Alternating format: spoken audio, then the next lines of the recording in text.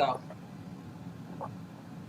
So good afternoon, good evening. I'm gonna ask you all to mute. Actually, let's not mute unless we have to, because I don't mind hearing your voice. Matter of fact, I'd rather hear your voice. Unless we hear noise, if you're noisy background, then go ahead and mute yourself. Otherwise, stay live. I love it.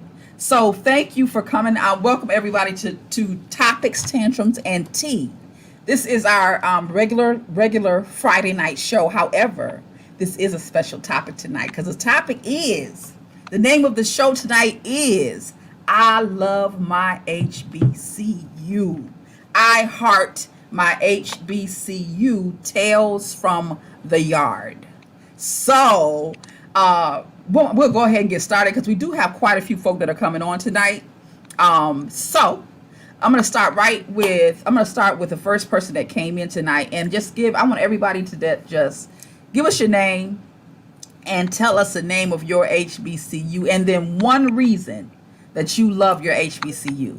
Your name, rep your HBCU, and then one reason that you love your HBCU. And we'll start with Miss Shanika Anderson. Hey out there, fam. My name is Shanika Anderson Clemens. I am a proud graduate of Clark Atlanta University, Woo the class of woo! 1993. yeah. The reason Yes. that I love my HBCU is Clark made me. Wow. Wow. Clark, so I'm sure you're gonna tell us what that means in a little while, right? All right, next on the docket, her name begins with a D and it ends. I mean, her last name starts with a T. Because I said introduce yourself, then I said the name, so I won't do that. So, Miss D, tell us your name, where you hailing from, and one thing that you love about your HBCU. I am Diawani Tate from Jackson, Mississippi, and I am a proud graduate of Alcorn State University, class of 1993. And what I love about attending that HBCU, and I'm sure other people can share, is the family environment of community. Yes, yes, absolutely. I agree with that 100%. Thank you, Miss Diawani. I'm meeting Miss Diawani for the first time tonight, so I'm really looking forward to hearing from her. So the next person, her name starts with a T, and her last name with an S. So Miss T, tell us a little more about yourself. Looks like she's frozen. You frozen, Ty? I think she is. So let's go on to Miss L, and then we'll come back to Miss T. Miss L, it's your turn, baby. Hello, everybody. This is Hello. Shonda you, and I'm so excited to be here with my good girlfriend, Vicky. We go way back Way from back. Wilberforce University. Come Yes, on yes, now. And I will have to just echo of the level of community and family that you develop. I still have friends from this day, absolutely. Vicky and others that I sometimes are even closer than your own actual blood family. So community and family, HBCU, nothing like it. Nothing like Absolutely. it. I agree with that 100%. If you Yeah. don't know anything about the HBCU, somebody might say, what the hell is a HBCU? So an HBCU is a historically black college or university. Historically black college or university. If you don't know anything about that, if you have not lived that life, then I'm telling you, it is one worth living, right? So I hope that anybody, and we have some people in the chat room too. If you're in the chat on Facebook, you have to forgive me because I can't do both. I am in the chat room here on YouTube. So if you'd like to chat with us, come on over to YouTube. That's where we want you to be anyway, for the most part, really. But come on over to YouTube and hang out with us. So we were talking about the HBCU, the historically black college and university. When I asked each of these ladies what made it special to them, they gave you a reason, and I would have to say pretty much the same thing. The community that you get from an HBCU is unlike anything that you experience in another university or college as a black person or as an African American, whatever you want to call yourself, whatever the term is for you. But I know that I did both. I went to Wilberforce University. I went to Central State University.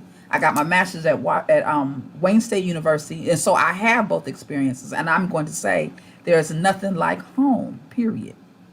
There's nothing like going home. There's nothing like being somewhere where everybody know your name. And they ain't tripping about it, because if your name is Dequinte, if your name is Come Dequinte, on, come on, come that's all on, right at the come on. HBCU, right? It's okay. It's okay. Yes, So yes. Miss Ty is coming back in, and I want to try to pull her back in again, and hopefully we can get her to. Miss Ty, can you hear me? You is repping that Marauder T-shirt. Let me tell you that, whether you can hear me or not, you repping that Marauder T-shirt. So tell us your name, and tell us we probably know where you went to school, but tell us anyway. And one thing that you love about Central State University.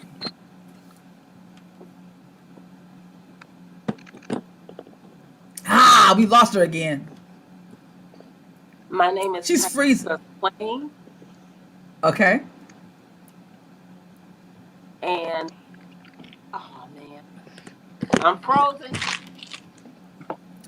I hear you now. My You're name is frozen, but I can hear Swain, you. and I went to the wonderful CSU, Central State University in Wilberforce, Ohio.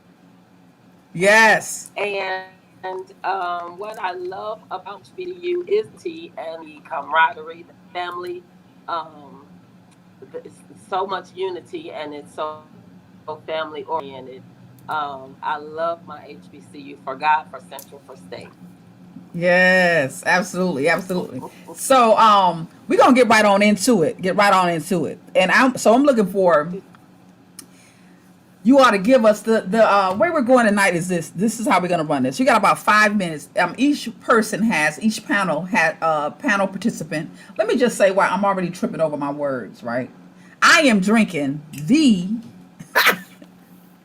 University Kool-Aid. So let me just, for those of you who don't know, at the HBCU, at least one of them, the Kool-Aid is Boone's Farm, right? I ain't had this since I was at university, right? This stuff tastes like Kool-Aid, but I am tripping on my words. So this Tracy from Cincinnati, she'll be on in a little while. This was her favorite flavor when we were at Wilberforce University, Strawberry Hill. So Oh my God. so I got the Strawberry Hill for my BFF. They've taken the color down though on it, because when we were in college, they were neon colored. Yeah, it ain't neon colored. I guess they didn't want to. They done got classy on us. Back then, they gave us the dye. Well, not so much dye this time, LaShawna. Not so much dye. Yeah. So the way it works tonight is the ladies are going to give you their story in about 5 to 7 minutes, and after that time, you all are welcome to ask a question or to make a comment or whatever you want to do, and we're going to do that in the chat later on in the show. At the end, there will be an opportunity for anybody who's watching who might want to share their story too, right? So we'll have time for 2 or 3 other stories for folks that are not on the panel.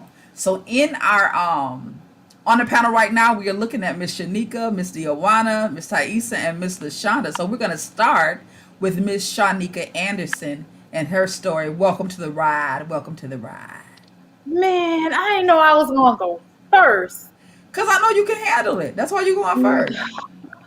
Listen, I came to Clark Atlanta University on the cusp of its inception. There was a combination of Atlanta University and Clark College in 1988. And I came in as a freshman in 1989. So they went from CC Clark College and Atlanta University to CAU. And there were so many freshmen, they didn't have enough room for us on campus. So the school is located in Atlanta, Georgia. And if you know anything about Atlanta, it's popping, and it's been popping. Yeah. So a kid from Jersey, I come down to CAU to go to school, and my first dorm was the Ramada Capitol Plaza. No dorm. It was so many of us, they had to put us in a hotel. Wow. So my freshman year, y'all, I lived in a hotel. The whole freshman year? The whole freshman year. They moved us out of the Ramada, and then some of us went to the Days Inn, some of us went to different other hotels, but there's still no room for us on campus, so we lived in the hotel the freshman year. And it was amazing. Now, you know, full well shouldn't have been no freshmen up in no hotel room. It was Right. so they had the freshmen on one floor, some sophomores and transfers on another floor, and the football team on another floor. Yeah, close your mouth. That's rude. Pour the tea, pour the tea, pour the tea. It was amazing. I'm telling you, it was a lot of stuff going on. I'm not gonna put it out there on live in case any of my CAU family is watching. I don't want anybody to be jealous. Don't say no names. Go ahead. Tell the story, no names. No, they did let the freshmen do what freshmen normally do. You know, go back on campus. We had a shuttle bus that came and picked us up. We did all the freshman activities. The talent show. They would pick us up in the middle of the night. We went around campus. We did the dorm step show. There was another group of guys who lived at something called the Admiral Benbow Hotel. I'm not even sure if it's still out. Okay. But they were our dorm brothers. So it was the Ramada and the Bimbo Hotel brothers. And we actually participated in a step show, a dorm step show. But Really? that's my livest memory. Some of my livest memories of being at Clark was, as a freshman, I lived in a hotel room with 2 queen beds, our own bathroom. Me and my roommate Erica, God rest her soul, we lived in a hotel. It was dope. It was really dope. Now I wouldn't want that for my kid. Of course not. Of course not. Of course not. So that reminds me of this though. Let me ask you this, Shanika. Let me ask you this. What did your parents say? Did you when they found out you were staying in a hotel? Well, I was in school. That was my dorm. And they still had guests. They moved me in. They actually Really? moved me in. And I met one of my greatest friends. Her name is Gladys Solomon. She looks Asian. She's Blasian, so she's Korean and black. Okay. And I'm having a real. like, oh my goodness, I've never seen a girl that was black and Korean before, black and Asian before. Uh-huh. And when she opened her mouth and started talking, Liberty City came out. I was like, that's my friend. She's from Miami. We are friends to this day. Really? Yeah. I was getting on the elevator and she started talking. I was like, oh, this is gonna be my friend. How many of your or give us a round of how many freshmen flunked out that year? That's what I want to know. Girl, I don't know. I don't even know. But I know some of them did though, didn't they? So some of them made it to campus, but the ones who did make it to campus, they made it to like 3 hotels outside of campus. They weren't too far. They had shuttles to come and pick us up and bring us back and forth and stuff. But the ones who didn't make it to campus, we still have a dope relationship. Like we still consider each other brother and sister just because we had that experience of living in the hotel freshman year. Wow. That is amazing, especially when when you come out as a freshman year, you are, for most of us, we're really learning to be grown anyway. So you would think that, or my thought would be, you kind of need some kind of parameters, some kind of a. Yeah, so you do. The idea of of having a whole, well, you know what? Let me tell you what that reminds me of too. Well, let me ask you first. Is that the end of your story? Yes, ma'am, for right now. Oh, you sure? Yes. You don't want to pour no tea without giving names? No, ma'am. Okay.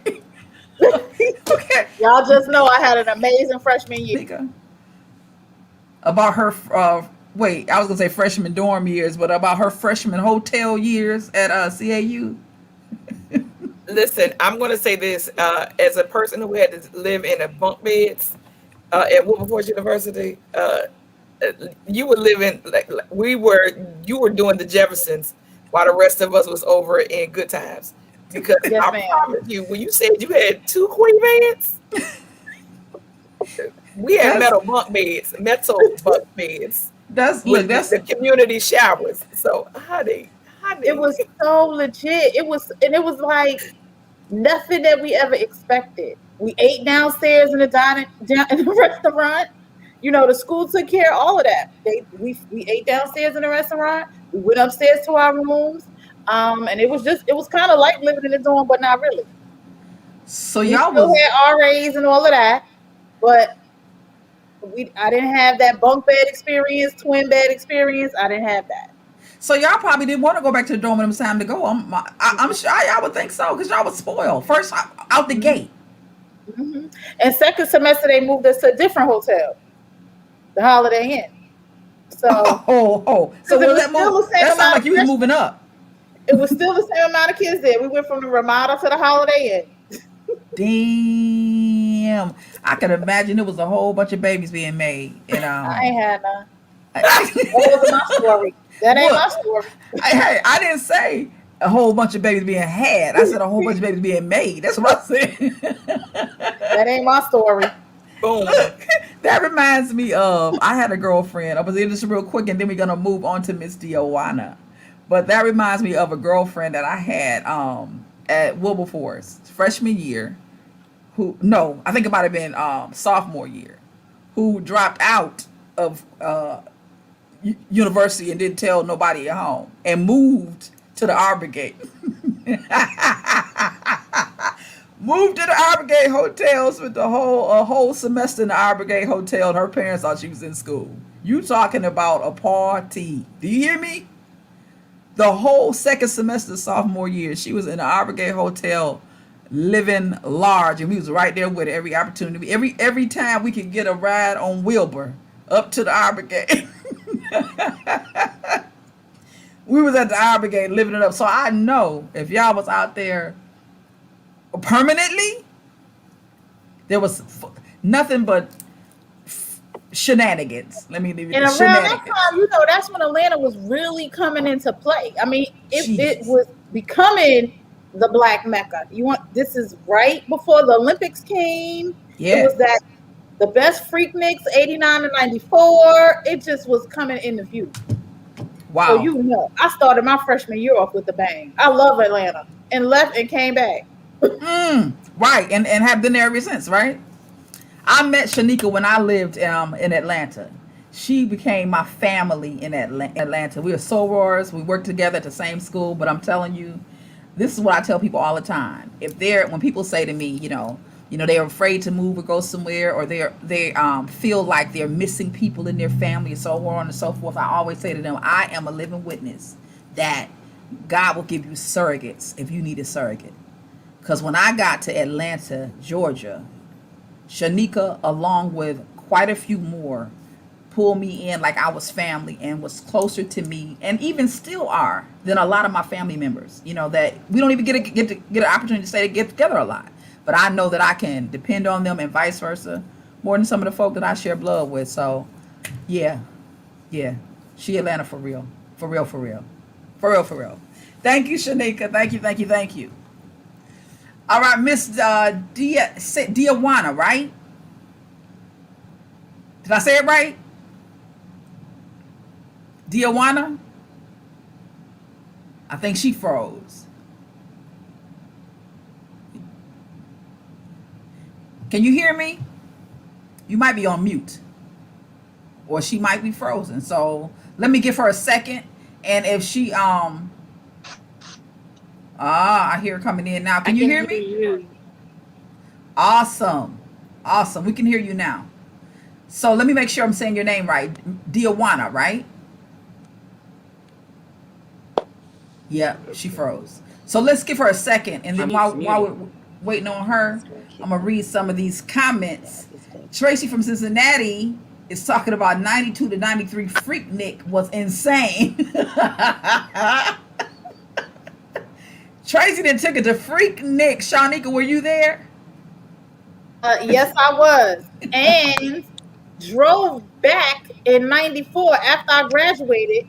We drove back down in my uncle's Burgundy 929 from Jersey to Atlanta to go to the last best in 94. So yes. Oh, you was there. You All was the there for way real. came all the way back. Kyra Sinaj said Freaknik was everything. Are they still doing Freaknik, Shanika? That's nothing that I would want to be a part of. Well, there may be some youngins listening. They don't know how to do it. They tried it. They tried it, but it'll never be that. I think they call it the Atlanta Greek picnic now. I think they done transitioned No, the it name Um, instead started of out calling it as the Freaknik. Atlanta Greek picnic, and then it went to Freaknik, and now they're trying to call now the Atlanta Greek picnic is actually something else. It's not the same as Freaknik. But uh, we didn't have no cameras. Like all we had was Polaroids, mm-hmm, maybe a mm-hmm. little snap here, snap there. No, there was That's no. called not blackmail. Because if they had pictures back then like that, we all would be in trouble. If they had social media in the way that they had back then, yeah, it would be a whole nother ball game. Hey, so no, I Yeah, wasn't be a part of none of that. All the yeah, pictures are right up here. yeah. You're right. Tracy from Cincinnati said we got out of the car and had a party on 75 South. That's what it was about at Freaknik. You right about that. Oh, Corey okay. Howe said, "Hey, hey, hey, hey, hey, hey." Yeah. We are moving on to Mrs. Diawana. Miss Diawana, it is your turn. You can jump right on in there. My mic isn't working. My mic isn't working. I can hear you now. I can't unmute. I can hear you. I can hear you now. It won't let me unmute. No, I can hear you. Can you hear me? Mm-hmm. Okay, Yep. I thought I. Okay. Hi, sorry, I'm having technical difficulties, but I went to Alcorn State University, Okay. which is located in the southwest corner of Mississippi. Major two cities that it's in between is Vicksburg and Natchez, which meant you had to go about 25 minutes to get to the nearest Walmart, Mm-hmm. or 15 minutes to the a Dollar General. So some of my fondest memories were being there at that time, because when I was there, we were SWAC champs, because we had quite a few that went on to professional football, like the likes of Torrance Small, who ended up playing for New Orleans Uh-huh. Saints, and he may have played for some other teams. C.C. Tillman was there, John Theory was there, and the most notable was probably Steve McNair. McNair would do stuff the last 2 minutes of a football game that we had never seen before. We would be down, and some people would have left the stadium, and he would just turn it around. So my roommate and I, who's a lifelong friend, my best friend now, Chantel, go to the football dorm at Jackson State University, which was our rival, and talk much noise. Um, so shout out to them for being gracious and not, doing harm to us. But we appreciate those years. Homecoming was always a big deal, because the alumni would support that heavily and come back. The Capital City Classic, which was our game against Jackson State, our number one rival, was a big game. But we had love for Jackson State, because if we weren't playing each other, we would generally support each other. So if they were playing Grambling or Southern University, we would side with them. What I appreciated about going to Alcorn, and during that time, we had spiritual enrichment over the interfaith gospel choir, lifelong friends from the choir. We had instructors that cared about you. Mm. They would get on to you. I remember Dr. Alpha Moore to some females about coming into class wearing their clothes like they went to the club, and she would send them back to the dorm, because know people thought they were wrong. But I appreciate her having those standards. Some of our other instructors, like, you're in class, we do have standards. You can't just come in here any type of way.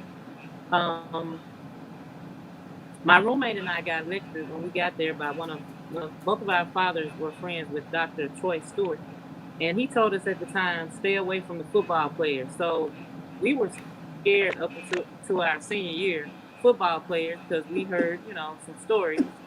Right. And I don't even remember how this happened, but one day we ended up in the football room, which we weren't supposed to be in, about Okay. 7 guys playing taboo. When I tell you that was a big eye opener, because the typical how we stereotype them was not what we had in that room. They were some of the smartest guys I'd ever met, and we have lifelong friendships with some of them. So I remember that being one of our memorable evenings.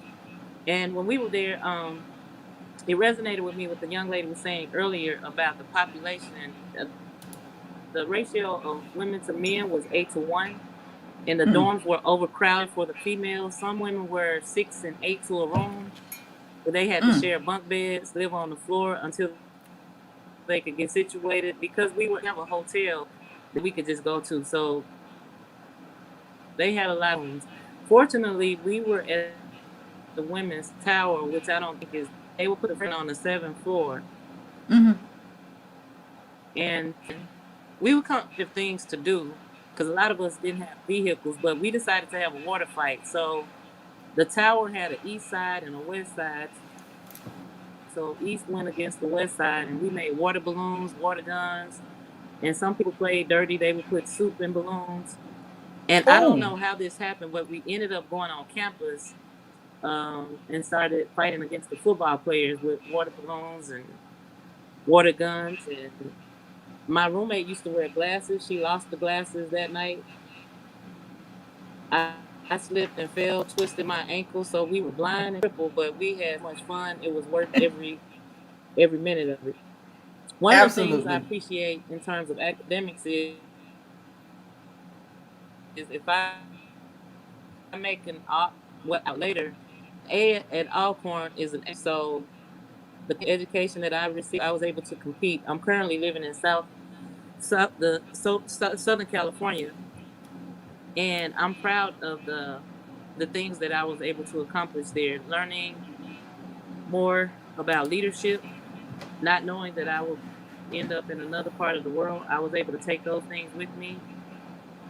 Somebody mentioned something about family. You get lifelong friends if you have a good experience most of the time, people that you can still call on today. So I appreciate that about my experience and being there. Let me ask you this. That I was there. Let me ask you this. Who was overcrowded? We didn't have a car. We appreciated it. Let me ask you this. Who was the first? Can you hear me now? Can you hear me now? Yes. Oh, so it's a delay, a real big delay. Who was the first person you met at Alcorn State?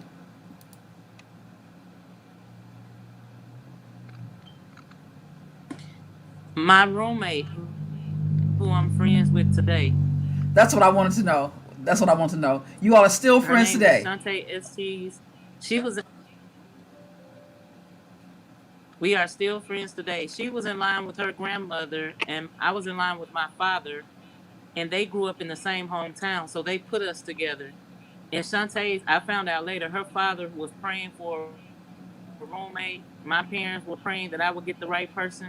So we were roommates for 2 years. She had to go to another dorm at some point, but we were roommates our freshman year and our senior year, and we're still friends today. Absolutely.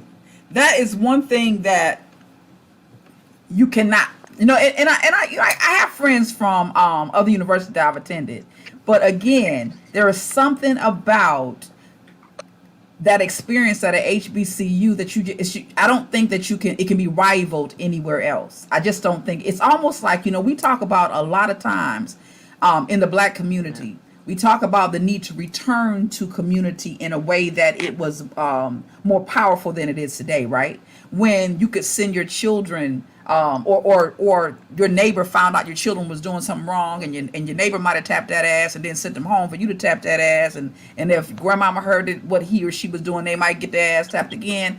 That kind of accountability and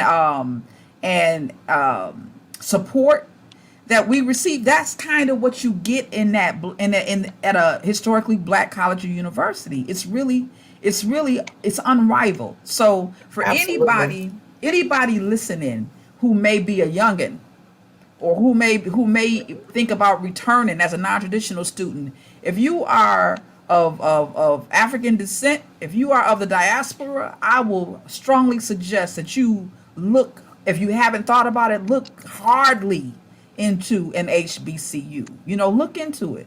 I remember one of the first classes that we had to take, LaShonda and I were at Wilberforce together, so she might remember this. But one of the classes that we had to take as a freshman was it was called Freshman Survival, I think it was. Was that right, LaShonda? I think it was, God, it was, I don't know if it was called Freshman Survival, but it had something, freshman orientation. Okay, freshman orientation. I felt like it had The one I had, I can't think of this professor's name, but he was a good looking older guy. He was a good looking chocolate man with gray kind of. Oh my God, what's his You remember name? his Yeah, he had the name? gray hair glasses. Yes, yes. Was I it took a. Kenneth? Kenneth something? Kenneth? I don't remember his last name, but I Tracy, remember. Tracy, or Kyrie? Put it in the chat. Y'all know who we talking about. Y'all Come know what I'm on. talking about? I think Tracy had him too, so she definitely should know. But I remember Shannon that Shanks whole is in the chat too. Shannon, come on, y'all, help us out. I think his name help was me. Kenneth something. I know one thing. He was probably about, I'm thinking now he's probably about 55-ish, but he was a good looking old man. If I was a little thottish, at the time he could get it. I'm just saying, but I remember we had this course with him that was about. They don't do this in regular schools. This whole course was about bringing you into the fold and making sure that you did not fall between the cracks. You know what I'm saying? While you were there, especially as a brand new student, probably first out of your household, it was a safety net to make sure that you didn't fall, between the cracks and get lost. And when you think about it, Wilberforce is a small university, but still in that university where classes were only 35, 40 people, they still wanted to make sure that you had all the support that you needed so that you could be successful, right? So We had the that's same thing at Clark. yeah. We had the same thing at Clark. And Mr. the thing Williams, that about is being correct. Shannon said Mr. Williams. Sorry. Yep. Kenneth Williams. There it is. That's it. That's it. the thing about being in the AUC at that time, Morris Brown was open. So when I was there, we had CAU, Morris Brown, Spelman Clark, the ITC, which is the Interdenominational Theological Seminary, as well as Morehouse School of Medicine. So all of those the people, in the Atlanta University Center, the consortium, it was amazing. Mm-hmm. And I have Mm-hmm. friends from across each college. Mm. Yep. Yep. It is really something to it's something to tout. Our experiences there is something to tout, which is why we're doing this today. So And I want to anybody, jump in if I could, Vic. yeah, of One course. of the things that was so important to me about the HBCU experience is they literally, the level of competition was because we had to make sure we represented us well. They Yep. were so busy sewing into us that we're here to mold leaders. We're here to mold great people. We're Yep. not, the level of, we didn't have to battle racism. It was, we're competition um, with each other to uplift. Like we're here to work it out together. We're here Absolutely. to make sure that everybody gets through this journey together, as a team, as a support network. It really wasn't, and we felt that way. It was like, Yep. you go, I go. Yep. You reach, I reach. Yep. And that's something that I think sometimes is different. Not saying that the PWI couldn't give you that, but it really was about everybody trying to make it to that next level together. I agree. And I think that is different from I think that's different from the whole culture that we currently live in, right? Because it's not really about pulling somebody with you. It's about making sure that you shine, right? But when you're in that kind of setting, the setting we're talking about, it's about making sure that we all shine, right? What can we do to help each other, support each other in our success? So that, and I believe that's an Afrocentric. I think it's an African-centered ideology, and so I'm very grateful for that. I'm going But, to. but Vicky, even think about this as Mhm, we're looking at it being in HBCUs in the 19 late 80s, mid to mhm, late 80s and 90s, right? mhm, mhm. Think about the people who started our various Greek organizations. For those of us who are in the early 1900s, the Yeah. only places they really had to go was HBCUs. So can you imagine what they were doing for each other then in Yeah. 1908, 1913, 1920, 1922? Think about being able to even afford to go to college. Mhm. You a generation off sharecropping and two generations off slavery in the Mm. early 1900s and getting your education with all blacks. Mm. That had to be powerful. That It had to be had to, powerful. Yeah. it had to be. Yeah. I was that reminds me of being I was when I was in Atlanta, I went to do the Martin Luther King home tour, right? And I remember I will never forget this. I had my babies with me. They was real little then, Shanika. That's before we moved down there. We were looking at it, right? So, but I remember the curator was telling us that when we, that second floor, second or third floor porch that they have in the front, it's a like almost like a not a wraparound, but a long okay at the top. We were up there, and I remember the curator saying that this porch was typically used, oftentimes used, for students, college students that were at the universities there in Atlanta, but could not afford to stay elsewhere. So they housed kids on that porch. And she said that they could have, I think she said 5 to 7 students that slept here on a regular basis. This was their rooming. And I thought, wow, that is amazing, amazing. But again, a perfect example of how we made sure that we reached out to each other. And so that's just again, the HBCU, Listen, that's what they do. to your point of the support of each other, I remember even just trying to go to town, right? If Wilbur had already made his stop or whatever, you could get somebody that had literally a 4-seater, but it'd be 6 deep in there because somebody would have their legs over the flood. Somebody was riding across the back with the other one, Yes. and we trying to give $1 worth of gas to somebody to get us there. But it was about everybody trying to make sure that everybody could get and do what they needed to do. And we did it as a family. And sometimes you didn't even know who you was getting in the car with. And that's how you would make it. Anybody going to town. Anybody going to town. That's And right. I'm going, I got $1 on it. Let's go. Right. That's right. That's right. Wait, Mike. Yeah, We used to call right. Michael. I can't think of Michael's last name. I don't know if he on here or not, That's but we used to call so Michael true. Mike the Ice Cream Man. And Michael the Ice Cream Man put on my Facebook page 2 days ago, Vicky, you still owe me $1 from that time I paid for you to go to town on Wilbur. I said, I told him, send me your cash app, bro. Send me your cash app. I got you. Oh my God. Yeah, absolutely. So thank you very much. Anybody have a direct question or statement for Miss Diowana from Alcorn? She told me not Alcorn. That's what they like to call it. It's Alcorn from Alcorn Okay. University.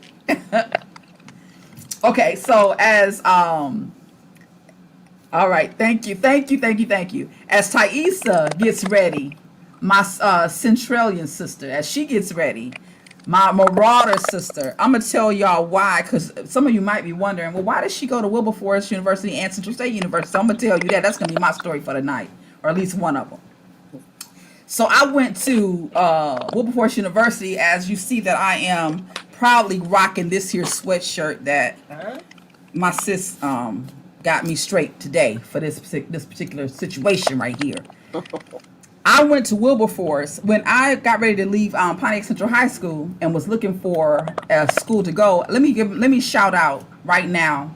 Anybody from Pontiac will be able to agree with me when I say this. Let me shout out Miss Laureen Phillips, and let me shout out Miss Monetta. Her current name is Monetta Foster. It used to be McIntosh from Pontiac Central High School, who were 2 ladies at our high school that were proud to be black and made me proud to be black. It spoke to me because I always had this Afrocentric kind of. My parents was like, "Where the hell did you get that from?" I didn't really know. I just knew that there was something damn well beautiful about being imbued with this. I just knew that. I didn't know where it came from, but I knew that, right? But I know that Miss Lorraine Phillips, Pontiac Central High School, and Miss Monetta Foster were very influential in helping me to just solidify that for me. So I left high school, said I'm going to a black university. I didn't have anybody in my circle or knew anybody to go into a black university, but I knew that I wanted to go to a HBCU. And then, on top of that, Brother Bill Cosby was doing a damn thing. Yeah. Him and Debbie Allen with Different World, and Brother Spike Lee with School Days, which just set me on a show enough path to let me know I have to go to a HBCU. I have to, period, right? But I knew that I didn't want to go too far away from my house where I could not get back to my parents. I wasn't a scary kid, but I wanted to stay connected, to a certain degree. So the closest HBCU to me was Central State University in Ohio or Wilberforce University in Ohio, which really is across the street from each other. Yes. It's like really across the street, cat a corner from each other, right? And, you can look at, hey, Sonny, what's going on? Hey. You can do a little history about that a little later, but really it has to do with the separation between church and state. So 2 schools, cat a corner across the street. So I go to Wilberforce University only because they replied to me first, right? My mother said to me, you ain't going, no, you going right here at Wayne. And somebody said, no, Mama, no, I got to go to a black university. Wayne is not a black university. I have to go to a black university. So I go to Wilberforce University. I got accepted. I was super happy, and I went. I was a pretty smart kid. I was a ABC student out of high school. But when I went to Wilberforce University, I was an ABC student to start. Not because I couldn't do the work, because I wasn't disciplined enough to do what I needed to do, right? So I did what I had to do to just hang on.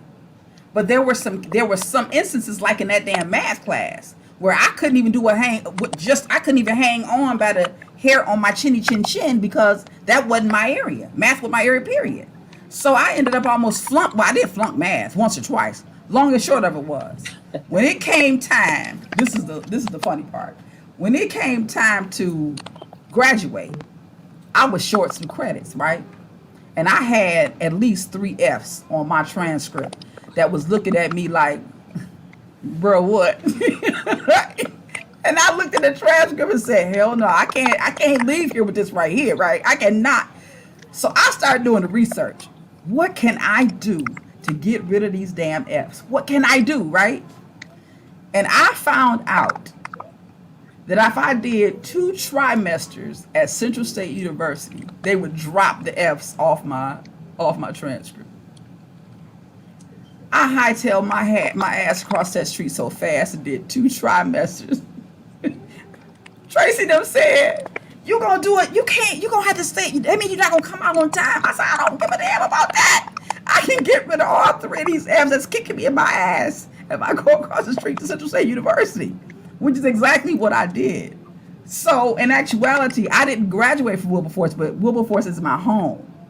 I graduated from Central State, which is my alma mater. Does that make sense? On the way to Central State, though, let me tell you what happened. When you talk about, and this goes back to our whole thing about that support system that we get in a HBCU. Way before I realized I needed to drop those Fs, in the beginning, we talking about maybe sophomore year, LaShonda, right about sophomore year. I messed up so bad, they put me on probation. I know y'all didn't know that because I was cute and I was going to church all the time. But I'm telling you the truth. This is true. It's going to help somebody. Listen, church lady. Listen, church lady. Go ahead. Come on, church lady. I'm telling you something that's going to help you today. It's going to help you. Let me hope you. I messed up so bad they put me on probation, right?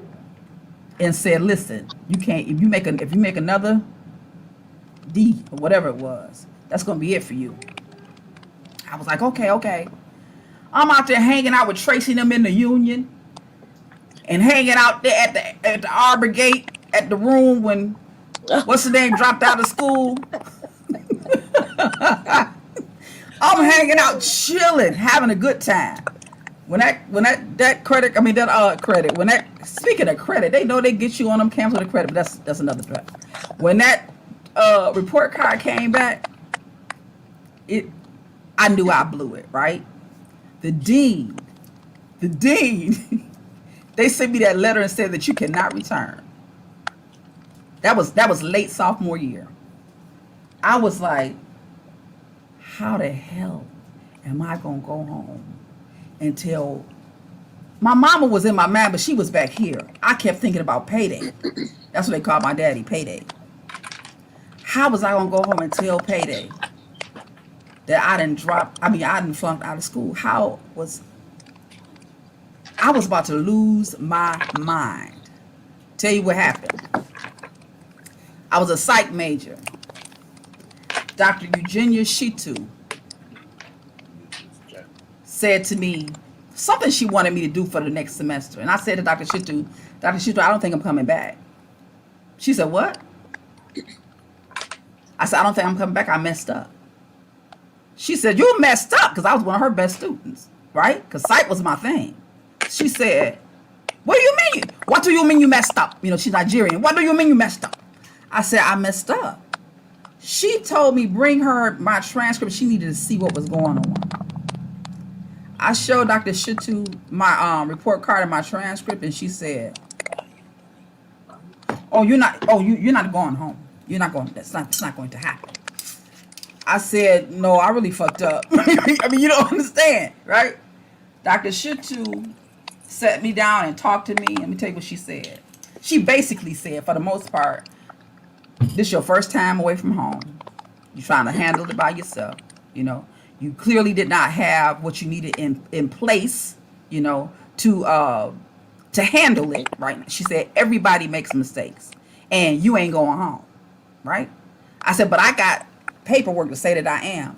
Dr. Shitu marched me up to the dean's office, took me into the dean's office, and I cannot think of what his name is right now. Some of y'all can help me, but I do know this, that he was also African. He was also an African brother. I can't remember what country he was from, but I know this. Was it gosh. Not a Bollywood, because he was a math instructor. Not a Bollywood. No, it was another one. It was okay. It was an O. Because then his wife worked at Wilberforce too. Uh-huh. Uh-huh. Uh-huh. Well, It comes to me. Uh-huh. We went up It in was that. O something. It was O something. It was O something. Dr. O something. Dr. O something. We went up in Dr. O something's office.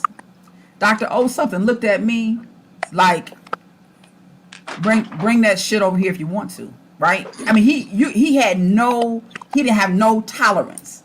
He looked at me and he basically said, you got a letter that told you this, you got a letter that told you that. You on your way out, I can't help you. He was done, right? I mean, no. Dr. Obasi, I was just going to say that, Tracy. Dr. Obasi. That's right. Dr. Obasi. That's right. I was just going to say that.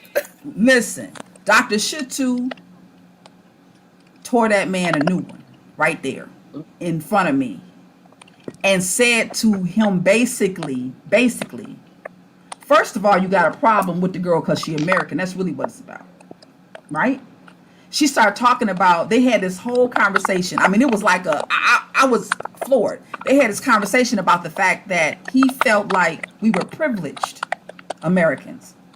Now, at 51, in many ways, I can see exactly what he meant. That we were privileged and we were not appreciative of the opportunities that we had, right? And as a result of it, he was hard-nosed. He wasn't about to give me no play about this. It was like, take your ass home. It's over for you. And Dr. Shitu said, if you cannot accommodate the culture, if you cannot teach them what they need to know so that they can be effective considering their background and where they came from, then you need to take your ass back to Africa.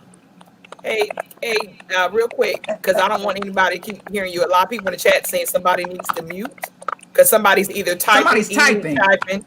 So if you're typing, chatting, or eating, please mute yourself. Somebody's typing. Who's ever typing, make sure you go on mute. You got a good book going on. Yeah. I don't know who it is, though. They must not be able to hear us. Let me see if I can mute them. Can you mute everybody? Can you do that? Yeah, I think so. Mute us all. Go ahead. I think I muted me. Let me find y'all. Yes. All right, here we go. I haven't found mute yet. So I can hear it too now. They must hear me. I'm gonna keep looking for it while I'm talking. Anyway, long and short of it was, when she got through with him, he said, you're absolutely right. But she took him to task about the fact that I needed the support to do what I needed to do. By that next semester, I was on point. All right, I think I found mute. Hold on one second. I mean, they are going at it.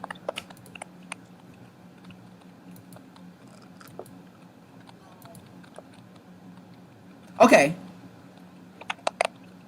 Tyson, you ready? Yeah, You ready? All right, it's your turn. Go ahead, yeah. boo.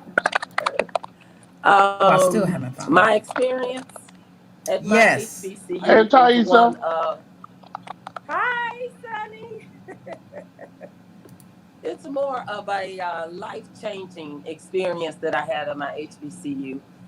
Okay. The story that I wanted to tell was just about um, when I came over to Central State. I was a sophomore already. I was always at all these,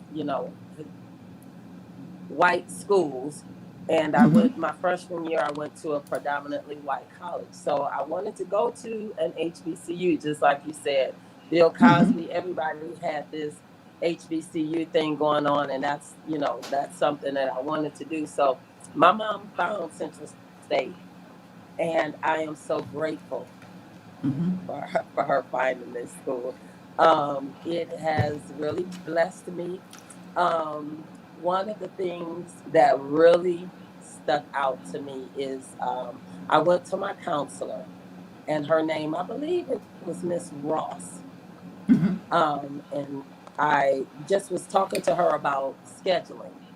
And as I was in her office, a couple of students came, interrupted her, and then we continued to talk. But this one particular time, this student came in and she was distraught, Mm-hmm. and she was just about in tears. And she didn't even care that I was in the room, and she just began to make her claim and say whatever she needed to say to the counselor. And so Miss Ross, she was really into what the young lady was saying, and she said, "Okay, well, um, do you would you like to pray about that situation?" And the girl said, "Yeah." And so she said, "Thaisa, do you want to leave, or do you mind if we pray?" I said, "Yeah, sure." And I grabbed This is what I hands right do. with her.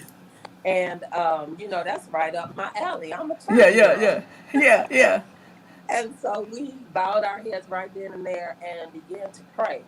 And when she got finished praying, the light bulb went off. I was so inspired. I said, Mm. "Miss Ross, that's what I want to do. You are who I want to be. I want to incorporate." I knew I wanted to go to school for counseling, for psychology, but Yeah, yeah. I didn't know that you can incorporate biblical principles and prayer. Wow. And so she said, "Oh, sure." And she just laid it all down for me. She led me in the direction of what classes I needed to take and what the things that I needed to do to get it done. And she just truly inspired me. And to this day, that's why I ended up going back to school, getting my master's in Wow. psychology with the emphasis in life coaching. And that's what I do. I have biblical principles in my for my own business. So that Wow. was just one thing, just one nugget from my HBCU that it just really inspired me. I tell you, I love the unity, the support, Mm-hmm.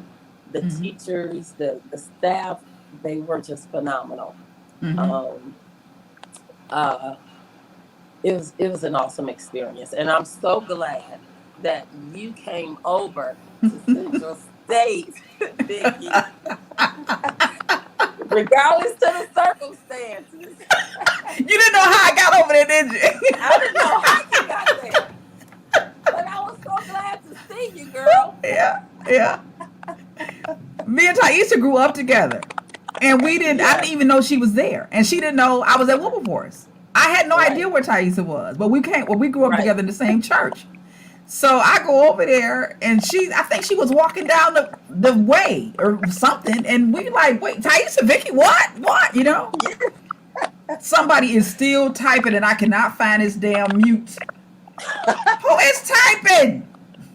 Stop it! I don't know what that is. I No, it's somebody typing. That's exactly what it is. But who is it? Is the question. Who is this right here? That's Sonny. Sonny, you ain't typing, are you? No, ma'am, it's not me. But I gotta go because my internet connection. Can I go next? My internet connection is horrible. I hear But the Uh-huh. typing, it but was it keeps. a pleasant surprise. It was a Yes, it was. pleasant So you coming back, Sonny? surprise. I'm gonna try to, but I want to know. Wait, am I too early? You said what? Hey Vicky, Tracy Yes. said pull her in then, because she been trying to text you. She said Oh, pull her sorry, in. baby. All right, Tracy, come in on the other link. You know what? That's not typing because nobody is here typing. That's something else. I don't know what that is, but it's not I Did typing it, think did it it's start once that I static came? noise that I kept hearing. that you were hearing. Yeah. Tracy, come That in on the link that I gave you, that and you might can be come me. in. That might be me because I got a horrible connection. I can No, because even. Taisa heard it before you ever came in. Oh, okay. So let's Sure. take a second, and we'll pull Tracy in because she did say she wanted to go earlier. I don't know what that is, It do but sound like typing though. Is it everybody does. muted? Is everybody try to mute and see if it happens?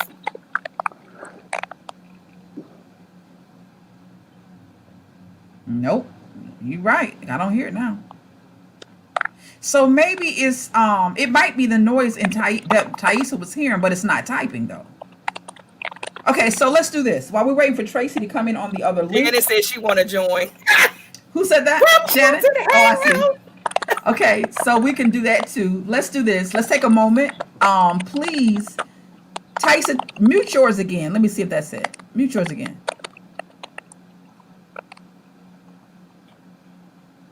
It's Taisa's connection. Yep, it's your connection, Ty. Not muted yet. Yep. Oh, And there's a delay. Wait, whoa. I ain't say leave. Okay, maybe she'll come back. Okay, so Tracy It's like is you don't want my static. I'm out of here. right. So I saw Shannon. Let me look at some of the stuff in the Tracy from Cincinnati. Hey, Welcome, boo boo. hey, how y'all doing? Good. Okay, let me get some of these things in the chat. Megan Casey, my Megan Casey is here. Shannon says she wants to join. Shannon, I will pull you in, and it won't be long. I'll send you the link. Kyra Sinaj is here, who's also going to be on. So let's do this. Let me get Tracy and Sunny, and after I do that, then we'll pull some of them out and pull some more of you all in. We'll do it that way. But before we do that, let's take a station break. I just want to thank you for coming. I'm glad to see you all. I'm hopefully you are having a good time. I know I am. I'm having a wonderful time. Glad to hear your stories. Do me a favor, if you have not shared the stream yet, please do so. All you have to do is copy the link onto your Facebook or Instagram or Twitter, or send it to somebody from one of your contacts. That would be great. Meanwhile, let me go ahead and do this because we did not do this earlier. So we will take maybe a minute or so and go ahead and get started. But before we do that, let me go ahead and play this. Oh, you made it now, baby. You made it to 3T.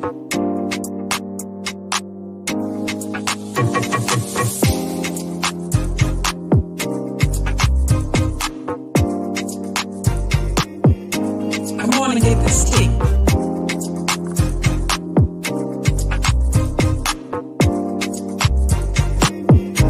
Come on and get this tea.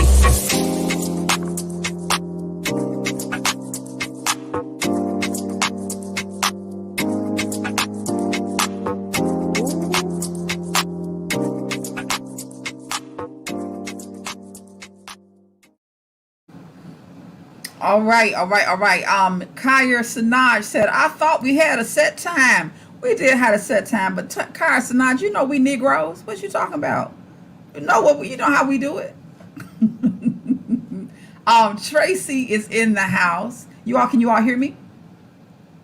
Awesome. All right. So thank you again for you all coming on. We appreciate you very much. Of course, we are doing our show. I love my HBCU Tales from the Yard. And that's what we're doing, sharing our experiences from our beloved HBCUs. Tag somebody, tag a youngin' who may be thinking about going to college, because where they need to go is HBCU, period. Point blank, period. So I want to push it as much as I can, and hopefully you all will help us to do the same. Thaisa is back. Yep, that's you, Ty. The minute I clicked you in, we heard it. So let me Okay. try. Let me try and mute you if I can. There we go. I'm gonna unmute you so you can mute yourself, so you can come in when we need you. So you just mute you. We'll do it that way. Okay.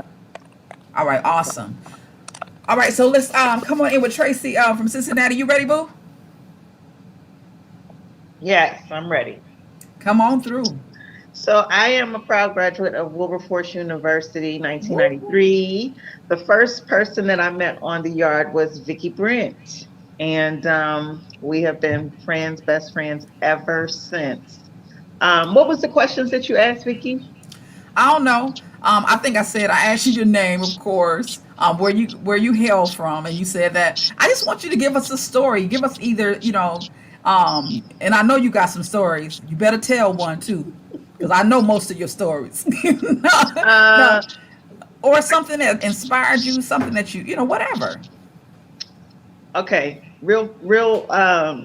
It's funny now, but it wasn't funny then.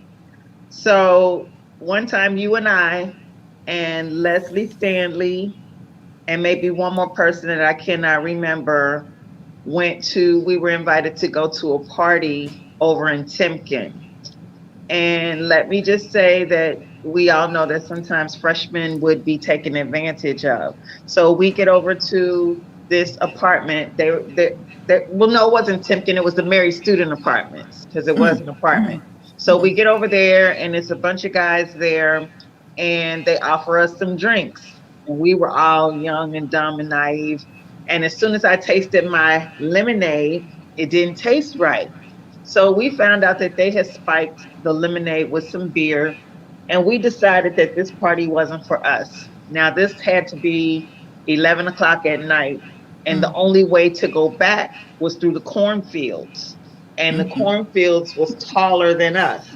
So all of us held hands and ran through the cornfields in the dark, wasn't no light but the moon, and somebody was already hiding in the cornfields and jumped out and scared Yeah, us. I believe that was Eric Boone today. I believe that was Eric Boone. No, you know who I think it was? I think it Who? was that guy named Ed from DC. I I remember can't him. remember his last name.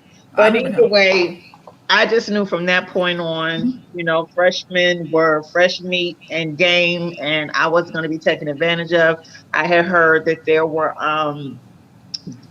this game called the Wisconsin Sleepers, where they would ask girls to come into a room and they tell you this story and what's the first thing you're going to take off, and it was supposed to be the blindfold that they put on you, and you so naive you end up with no clothes on, and then they turn on the lights and there's a room full of guys standing there looking at you.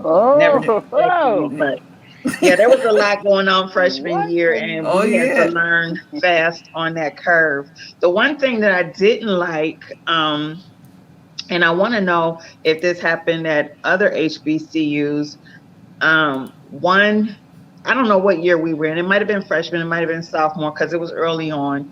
There were two white kids that showed up on our campus, and we knew that they were visitors because we didn't have any white people on our campus, and they came offering us money to fill out a credit card application. And they just happened to catch me on one day when I needed to do some laundry, and it was 75 cents to wash and a quarter to dry. And they said, "Here, we're going to pay you $1 if you fill out this JC Penney credit card application." And when I thought about it after I graduated, I said they were sent there to just get us vulnerable, broke ass college kids to start the ruining of our credit.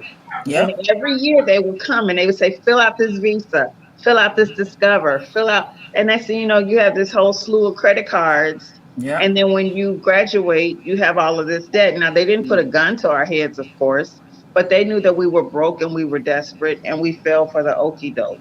And I just don't know if that was just Wilberforce or if that was all black campuses.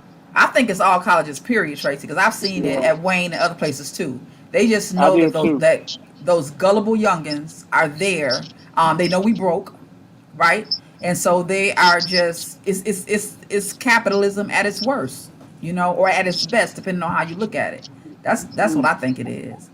Yeah. But we probably were the most vulnerable because most of us was there on Financial damn aid.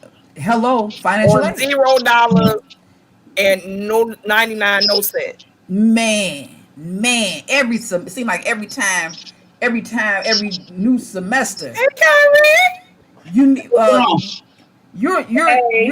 you need another $400, another $500. Oh Right. God, the thought.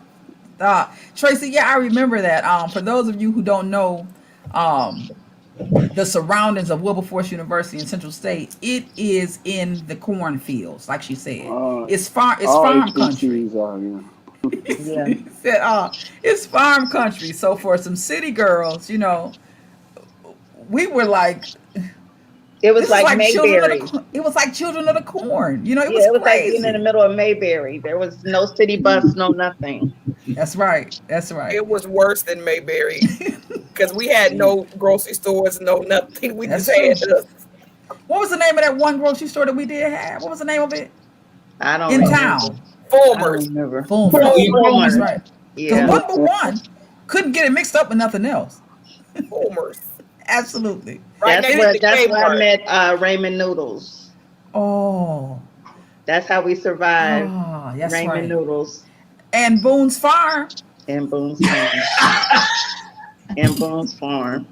Listen, my Look, drink of choice back then though was really in the drive-through, and I texted that earlier.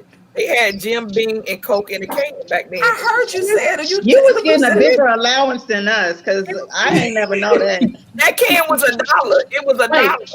Y'all ain't had $1. Y'all got $1. I didn't Many know days, that. many days we have In that $1. same the drive-through, like right before on 35, right Of there. course, yeah. Yeah. Yes, honey. Wow. We were drinking Boone and then Mad Dog. Oh God, that gets me. Wait, Boone's and Mad Dog? We Y'all those wouldn't- were the y'all- drinks. Boone Y'all wasn't and then mixing it, Mad was Dog. you? And We Purple didn't. Passion. Oh, We yeah, didn't yeah, mix it.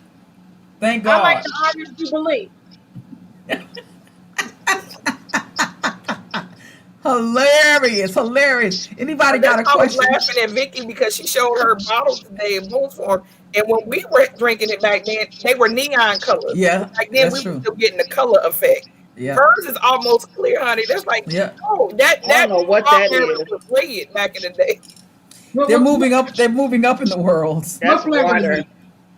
This is They Strawberry using white Hill, grapes Kyer. instead of red grapes. They're using white grapes. There it is. Oh, There okay. it is. Okay. Absolutely. Anybody want to add to Tracy's story? Anyone else? I see some. So I used to live in Timken at one point, and there was, remember, they was like a certain lights, but they never would fix the lights when they went out. So you literally, it was like, okay, I'm walking back here, the lights ain't working. Am I gonna make it? Absolutely. It was like, oh Lord. But isn't it funny that we never saw any animals out there, and we very well could have in the woods? I came Yeah. off a couple deers every blue moon, but that was it. Nothing I else. never saw any. What we That did, is- they had some that's- skunks, like going towards the barn. That's true, Tracy. Though I didn't see many. I mean, maybe I know I smelled a skunk or two. That's for sure. But I agree. I don't remember seeing anything. I saw a couple skunks Really? Did you? by the barn. Yeah. Shannon, this is to Shannon. Shannon, I'm copying the link to send to you now. Just give me 1 second as I'm doing that. Anything else to add, Tracy? I don't know how we survived some of the foolish stuff we did. It's by the grace of God, I'm telling you, because I remember one time you and I was in Dayton in a car with somebody, Grady or somebody. He was driving like 90 miles an hour. And Yeah. I don't even know where we were going, but it had to be God. It couldn't have been nobody else, because I could have got out and walked back from Dayton to Wilberforce because I thought he was going to kill us. You probably going to the mall. You're right. Well, that's No, what it was at night. It was at night. Oh. I don't know. I don't remember where we were going. What was the name of those? It was a club over in Dayton. Gambles, Spunky. The Campbell. One Tracy of ought to them. remember because she was clubbed out. I was She was there. always clubbed out. I was there. She ought to know. All right. So if y'all didn't realize it, I guess you all know that all four of these people went to Wilberforce University. So we're gonna Let move. me say this: the reason why I was at Wilberforce University is because of Mr. Kyrie. We went to Really? that same, exactly. We were at the same church, and he was like, "You gotta bring yourself up to Wilberforce, girl. Come on up to Wilberforce." I'm like, "I don't even know where Wilberforce." Really? Absolutely, Wow. Oh, I didn't know that. I didn't absolutely, either. Mhm. yes. Sha- Shannon, I just sent it to you. I couldn't get it here. I don't know Well, why I we couldn't, but we but were I sent it originally to into you. for teenagers. I sent it to you on Facebook. I'm sorry. I Go ahead, never knew Kyra. that. No, I said we've been Sean and I've been knowing each other since we were teenagers. Awesome. I did not know that. Me I All came right. either. and visited one time while he was up there, a couple of times while he was Yeah. at Wilberforce. I was like, "Oh, this could be cool, close but far enough away from Cincinnati." Okay, this might work. Yep. Yep. Yep. So you can have a little bit of independence as well Right. as, be able to get home if you needed to. That was same with me. So And thank you, that's Tracy. what I try to tell young You're people, welcome. go away to school and stay on campus because it teaches you independence. Absolutely. Absolutely. We're gonna get ready to go to Tuskegee. Sonny, you about ready? Yeah, I'm ready. I'm ready. What's up, Tracy, and everybody else? I'm Wilberforce people on here. What's going on? What's up? So I went to Tuskegee University, and let me just say that I'm gonna do a pre-college story and a college story because I graduated in '89. A year. Me and Vicky go way back. We got about 35 years on us. And so when her and one of my buddies went away, both of them went to HBCUs. Vicky went to Wilberforce. My other buddy went to Tennessee State. But that Christmas break, when they came home, they had a ton of stories and experiences with them that it was it put Cosby to shame. So Cosby was already on, Cosby Show was already on, talking about HBCUs. I don't know if A Different World was out yet. I think that didn't come out to '90. And so I knew, I hadn't done any research on any schools. I mean, I don't know what I was thinking. And so I had a couple of schools I wanted to go to, and I got accepted to Tuskegee. And you talking about in the woods, in the back. When we was driving, I told my mother, I think we lost. This cannot still be the way there. It was like we turned down one dirt road, we got on another dirt road. And it was way back up in there. I don't know if anybody ever been to Tuskegee or know somebody who went to Tuskegee, but it is in the country. So I remember that I lived in what they call Alphabet City now. I've run into many people who went to Tuskegee, so I hear how they done modernized and changed it, and the dorms you can imagine what the dorms were like. I'm sure they look very similar to the dorms at Wilberforce, right? And first time I ever saw a flying roach, and I was like, "Oh, wait a minute, these mugs can take flight." And I lived in this dorm called C, and what they call Alphabet City. It was the male part of the campus, and it was separated by a big valley, and all of the women's or the girls' campuses, dorms, was on the other side of the school, and all of them were named after one of Washington's wives, which he had several. And but I had the dorm. I guess you call him the dorm director. Was a guy that he looked like a giant. Then he had an afro. So with standing up with his afro, he looked like he was 8 feet tall, like a big monstrosity of a man named Jerry Terry. So we teased it because his name rhymed, and he talked and moved so slow. So, but every Friday he would make these chili dogs and had a whole dorm the whole dorm. People would come from all over to get these chili dogs. And I think they was only like $1.50, but you ain't had no money. I would be starving. And you would go down there, you would get one from them. You'd be like, "Oh, Mr. Terry, let me get a chili dog." Oh, okay. Then he'd get up. Now, what you want on that? We would just tease him so much. And I got a friend who ended up graduating from there. I think he went to grad school. But Jerry Terry was still there, and they've done a lot of work there. But I didn't stay there long, but I definitely appreciated my time. I got many friends that I made there. I often think what would have been different if I would have stayed at Tuskegee, but oh well, I don't know. So, but So most of how my story long? about HBCU was on the front end, just getting prepared to go and learning so much from Vicky and Daryl. Let me ask you this: how long were you at Tuskegee, Sonny? About a year? A year. Yeah. A year. Yeah, Hmm. I remember you telling us some stories about that guy. I remember you talking about him Ooh, he was so specifically. funny.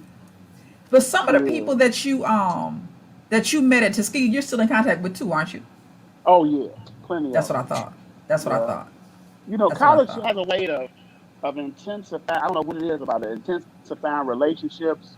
Hmm. By the you go there in what August or September. By the time you come on in Christmas, it's like the people you've known them for 32 years. You ain't known them but Yeah. 3 months. You know, but Yeah. True. something about the way that setting is set up, it just intensifies the relationship. So after a year, 2, 3, 4 years, these are people who you feel like you've known your whole life. You know. Absolutely. Yeah. I think because I think that's true, and I think that it's because it's the most forming time in your life. You know, like you really, really are finding out who you are, learning about what you outside of your parents. You know, when you're under your parents' thumb, like Kyra was saying, when you go away from your parents and you have an opportunity to really find out who you are without being under someone's microscope, right? By the time you Right. leave the college setting, you're really your own person, not, or you should be. You're not necessarily, you know, the person your parents molded, you know, but really your own person, your own ideas, and hopefully and some simulation of your parents. So during that very formative time and that formative period, you with these same people, you know, so you can't really help but love them and depend on them, and you know, and be there for them. I think. Essential Recycling said, hey y'all, that's Dominique. No, Uh, Wait, Derek said, my little brother said, what about Wilbur? Y'all ain't said nothing about Wilbur. So listen, I remember Wilbur, and that always be trying to figure out what young girl he had. Yeah, I remember like Right. it was like this is not good. Like you get on that there bus and everything you bouncing along all the way down to what to Kmart or Fulmer's just bouncing. Yes. But honey, Yes. it was always like, oh, wait a minute, I heard that he's sleeping with someone. No, I I always thought that too. heard. I always thought that too, though, LaShonda. Tracy would tell I y'all, I know never it. liked I Wilbur. know. I never liked Uber had Wilbur. like 20 kids. Did he really? He had a Yes. lot of kids. From the That's what he same used to say. from the same person or somebody else? I No, don't he said know. he had multiple. He said he had multiple baby mamas. I knew he was a freak. I knew he was a freak. I knew. I never liked Wilbur. I never wanted to be on that bus. I didn't like to ride it, period. But I had to. I didn't have a choice, right? Shannon. What's going on, Shannon? Hi, Shannon. Shannon is also a Wilberforcian. Also a Wilberforcian. Who and Shannon married our director. Hi. Shannon married our director, our director of all of our comedic, what do you call it, presentations, He better right? pop his head in here. Here I he know comes. that's right. Here he comes. Here he I know comes. that's right. Here he comes. Oh, it's the shank. It's the shank. What's Yes, going on, it is. y'all? What's up? So this right here is HBCU Hi, love. Let me just say that. yes. And well, I forgot yeah. to Thaisa too. Thaisa also married her. She found her husband at Central State University. They're still together, looking fly. Let me just say that. HBCU love ain't nothing like it, right? Yeah. Even when it don't last. Yeah. I was going to say that part. That part.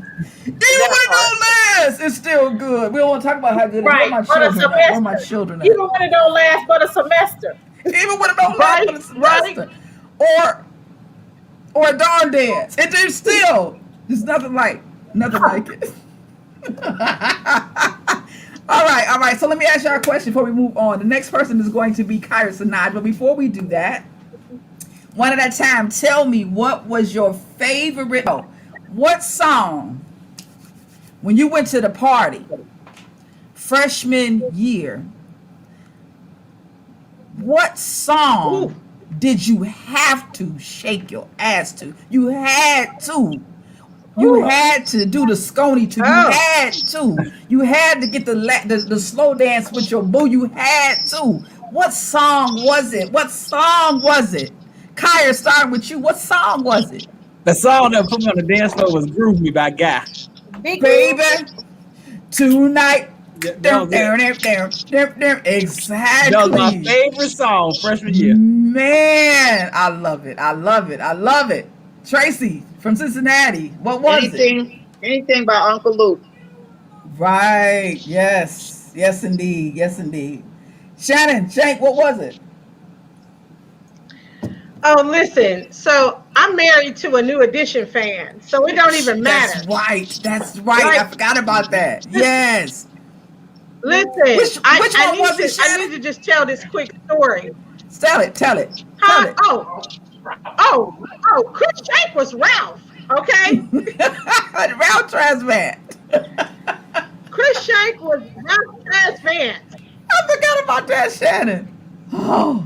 and it's so crazy because the story that he tells often evolves around the talent show and the girls that came to his dorm after the talent show.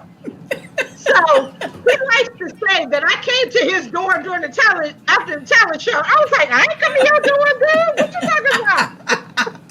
That was Tracy and Wasn't none of Billy. me. Wasn't none of me. I love it. I love it. I love it. I love it. It's so funny. So he be naming all these girls that came to the dorm, and I was like, dude, I wasn't there. I don't know what you were thinking. Now my husband doesn't drink or smoke and hasn't in 28 years that we've been married almost. But I'm Wow. like, who was at your door, boo? I don't know who you was at your door. But whatever he performed as Ralph Tresvant was as whatever that song was what it was. And maybe it was what babe, what's the song? Oh, If It Isn't Love. Yes. That Man, was his jam. but how about this though? This the truth though. We was as excited as if they were New Edition, right? Because they was to us. Yes. They had it going on, right? So when they said we're gonna do you should have seen us like we were like the fans at the door watching them. Except Chris didn't want us to watch them when they was rehearsing, you know. Girl, you crazy. Girl, you are so crazy. And so just to put a little pin in how old we are. So my godson has two sons who are 5. Okay. Okay. And this last summer, 2020, my husband was outside talking about, hey guys, come on. We're gonna put together a group. And I need y'all to rehearse. Let them do I'm it. trying to teach them. I'm like, hey, that's not I would love to work. see it. I would love to see it. Let that man do what he do. I would love to see it. Girl, I'm just gonna let him. And Tracy loves to send me videos of New Edition to remind us of, the Lord Lecture Hall Love and it. all of that. I just love it. He is a New Edition fan till he dies, I swear. But That when is he awesome. did better than that, when he did In Living Color, that was like the ultimate Right. of all of our stay there. Shanika, let me Right. tell you. Yeah. You know I can be goofy. Her husband let us be because he was silly too, but he wasn't that kind of. Chris wasn't that kind of. He'd let you be silly and sit back and laugh at you. You know what I'm saying? But he Right. gave us the platform to be as silly as we needed to be. So at that time, True as that. you know, Living Color was what it was, right? We would go. I know y'all was doing the same thing. We would go up and watch Living Color as if we hadn't watch it 20 times and laugh like we hadn't seen it, right? The first time. So Chris was talented enough, because really that's what it was, he was talented enough to put together a production that looked very much like Living Color and gave us all the opportunity to just to do the parts we wanted to do. Well, some of us were thespians anyway, right? Yeah. But we didn't have that outlet at the university level. So he did what he had to do. Yep. Him and his folk got together. Which was again, kind of big time for a teenager, right? Went and did what he needed to do to get the lower lecture hall together and got the equipment. And you talking about the only problem is we did not tape it. We did not record it. But you talking about that was one of the best nights of our lives. Yeah, but wait Acting a minute. stupid I doing wanted that right to- there. I got y'all together to do Homie the Clown, and y'all pissed me off every day because nobody came to rehearsal. Yeah. And then when they came to rehearsal, they was late. They was talking, but when it was time to go that day, I was like, "How did this happen?" It was Tracy was just so mad at us. She kept saying, "Y'all act like this ain't serious. We serious." We was like, "Tracy, we gonna okay. We gonna pay attention. Come on, let's pay attention to Tracy, right?" man. When the day came and they did it, it was flawless. It was crazy. I couldn't believe it. That was crazy. The energy was in that He room, often, though. That's why. Chris, what you got to say he about it? What often you got talks to say? about how that was wonderful, and he loved In Living Color, all of the segments. I think. Yeah, it was funny. I Tony just broke really, our really camera. wish. That's why we couldn't record it. Oh, Tony Graham. Tony Graham broke your camera? He dropped the camera. Oh, well, there there it you is. go. There it you is. go. I didn't know that. I will say that my husband is still doing his video stuff. Thank goodness. I love him because That's he is awesome. handling his business and creating and doing his stuff. And we got married in 93, girl. Remember the date. Okay, I'm so sorry. 1993. And our daughter, interestingly enough, was conceived on the campus of Wilberforce. 205 Valentine. Oh, okay, babe. Okay. We already knew that. 205 Valentine. We already knew. I love it. Okay, so everybody knew. I love it. So she was born in January, and we got married in May of 1993. She's 28, so we're getting ready to celebrate our 28th wedding anniversary. If he act right, because sometimes he be acting up, guys. So right. Over here. Where did Chris go? I got a question for Chris. Come on, Chris. They don't want to talk to me. They want to talk to me. The question is, what happened to the movie that we made? Yes. That was one of the best highlights. Which one?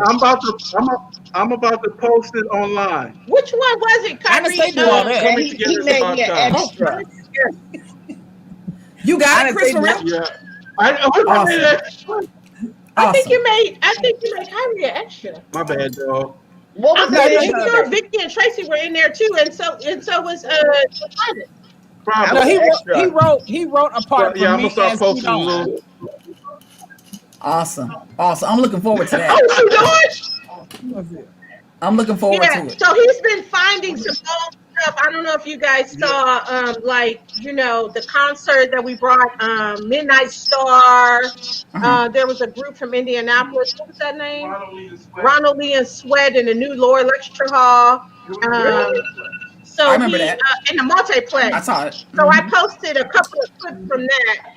So, he's destined to find all the Wilberforce situations so he can post it. Now, just to be clear, for those that are not Wilberforcians on this call, my husband is not on social media. So he lives vicariously through me, clearly. So, he's on my iPad. He was like, Shannon, did you see such and such? I'm like, I okay. told you about Britney's thing tonight. You know what, Vicky? He is the one that told me about this thing tonight. And I was like, okay, all right. Awesome. So he's a like, stalker. No, we got to do it. Right. He's one of those, we call them stalkers. That's cool, though, as long as we got y'all connected. As long as we got y'all connected, that's the best thing. This is what a Friday night date looks like. This is what a Friday night date looks like, everybody. Okay? So that is HBCU love is what that is. That's HBCU love, right? Right. Absolutely. Yeah. One of the best examples that we have. And then joining a YouTube live. That's what we got, because we ain't got no grown kids around here. These doggone people charging me money. That's all right. That's all right. Y'all are the example for that. Right. Taisha Swain said her song was Murder, She Wrote. Y'all do remember that, right? I love Murder, She Wrote. That's my jam. I did too. I love that show. I love it. So Eric, not Eric, I'm sorry. Hey, what's going on? That's Chad, the youngest. Ain't that something? No, what? Chaz, Tracy. Tracy, that's not okay. That's not okay at all. Kyer, that's not cool. Did you tell us what your favorite song was? Hold on. Time has really flown by. Kyer, what was your jam? Did you tell us? Yeah, Groove Me by Guy. Groove me. We got. Did we get yours, Shannon? Oh, You didn't get Tracy oh, that's the other one. Hey, y'all. So my favorite song was one of my favorite songs was "It Never Rains in Southern California." Come on. Oh, yes, yes, I yes. played that Tony every day was when I the was beat doing like I don't know. that. I don't know if y'all saw the news, but it rained in Southern California. The storm came in yesterday, so that's what happened here. No, we didn't see it, baby. We didn't That's see a it. lie. Tell me that was not the cut though. Back in the day, That was It was anything by song. Tony was a cut. Anything by Anything by them. Tony Absolutely. Tony. That whole album. It's a good song, but it's a lie. Lavelle said the entire Guy album. I got to say It was. amen to that. I The entire, absolutely, It was everything. good. And here's my Mine jam. was Come on, Poison, Shanika. Yours, Duncan. and it just celebrated its 30th anniversary. Poison by Poison. BBD. Oh yeah. Oh, That was good yeah. stuff. Yeah, they still play that. Yes, yes, that was good stuff. Yeah, that's a good That one. was good stuff. That's a good one. Its 30th anniversary. So that's when I was Absolutely. a freshman. Oh, And then in the club, I want to sex you up. Oh, Another cut. yes, Another cut. yes. What about Ice Ice Baby Vanilla Ice? Yes. I hated that song. Oh, I loved it. You hated Ice Baby? Are you I kidding? did. That song would tear the barn down. They Listen, did. Everybody yeah, baby. Listen, that percolate. It's time for the percolate. Hey, hey. That's Good why my stuff, back good stuff, messed good up stuff. now. Okay, move right along. That wasn't your freshman. That wasn't your freshman. Move year, right man. along, move right along. I said that was my sophomore year, but my freshman year definitely was anything Tony, honey. But that It Never Rains in Southern California did something. Was for the me. jam. Or Yes, it was. It's your anniversary. Anything they did. Anything they did was off the chain. Are you ready? Yeah. Yeah, what we talking about? All right. It's what we talking about? We talking about your story. It's your story. It's your story time, boo. I have so many, but We know. We ready. We too. Come on, baby. okay. Well, one, HBCU is a place where you get like you said, lifelong friendships. Absolutely. And I met my best friend in the world, rest in peace, Jerome. But I met him at Wilberforce, and it's so funny because I didn't like Jerome at first, and Pete, another friend of mine, Pete was like, just give him a chance, I'm like, So one day we were eating in the Cafe of Fine Dining. And Jerome came in, and so he was like, so Pete doing this, come in. I'm like, what are you doing? He was like, just give him a chance. I said, whatever. So Jerome came and sat down, and after we ate, while we were eating, we just clicked. And from that day, we hung out every day. Then we became roommates in the whole, and we went, shared everything in life together. And that was just the coolest person I ever met. And him, and Vicky were night walkers. y'all were vampires. We did used to stay up late. Sleep during the day and walk at night. But wait, maybe we did some walking, but I don't know anybody except Jerome that could stand up in the corner of the room and go to sleep. That part. Jerome could stand on his feet, Shanika. I mean, literally, we would be sitting around, you know how you do. So many of us, you just be jammed in one room. Some of folk on the floor, some on the, Jerome would be standing. He would come in. He's always late from somewhere, right? Because he was online for 25 years. That's why. Really, for 25 years, Jerome was online. I ain't lying. God bless his soul. Jerome pledged one of our fraternities. I swear for God, 5 years. And underground, and didn't get on until they didn't. Well, we'll get off into that. He didn't get in until he was a grad school. But the entire time he was at school, he was online underground. So because he was the funniest person I think I ever met. Oh my God. But he was always tired. Right. He was always tired because he was online forever. Right. So And he would ever. show up at 3 a.m. in the morning sometime. We all laugh. Not a party about to be over. Here comes Jerome. But of course, when he get there, the party is about to start again. You can't help it. And once he get the party started, you look around and he stand up in the corner on his feet like this. Knocked out. You got to do this, but don't knock him down because he's standing up. Jerome, huh? Are you asleep?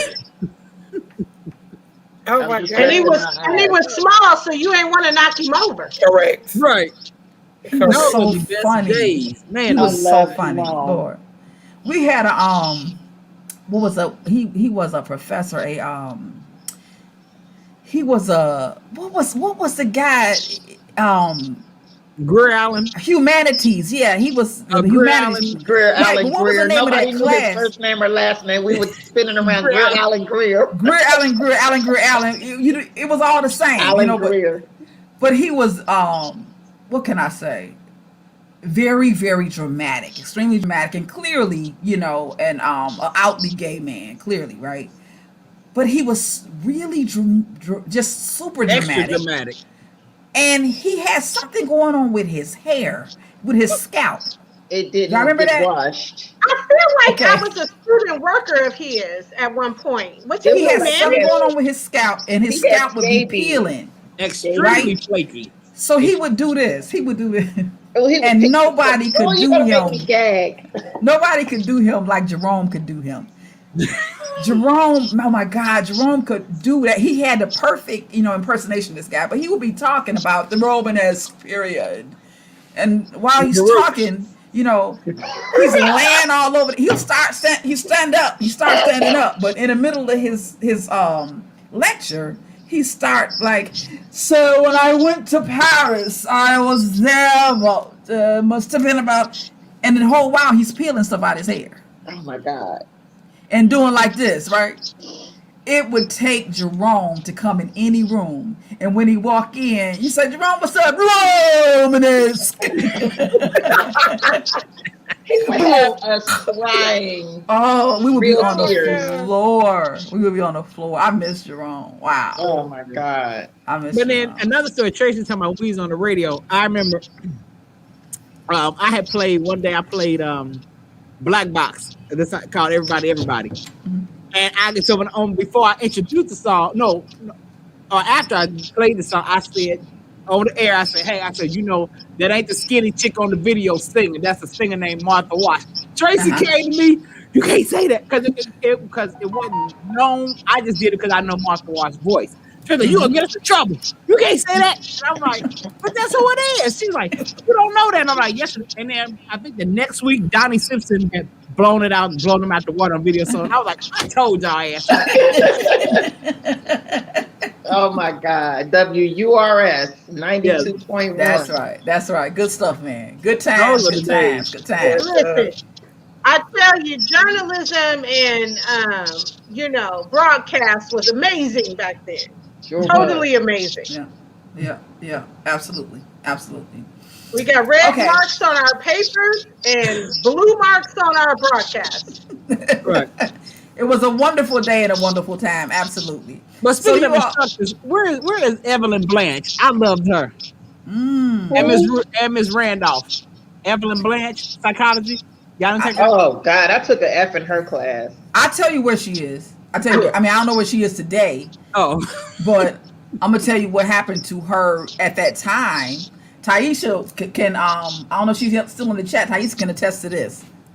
So when I left, first again, I told you I was psych major.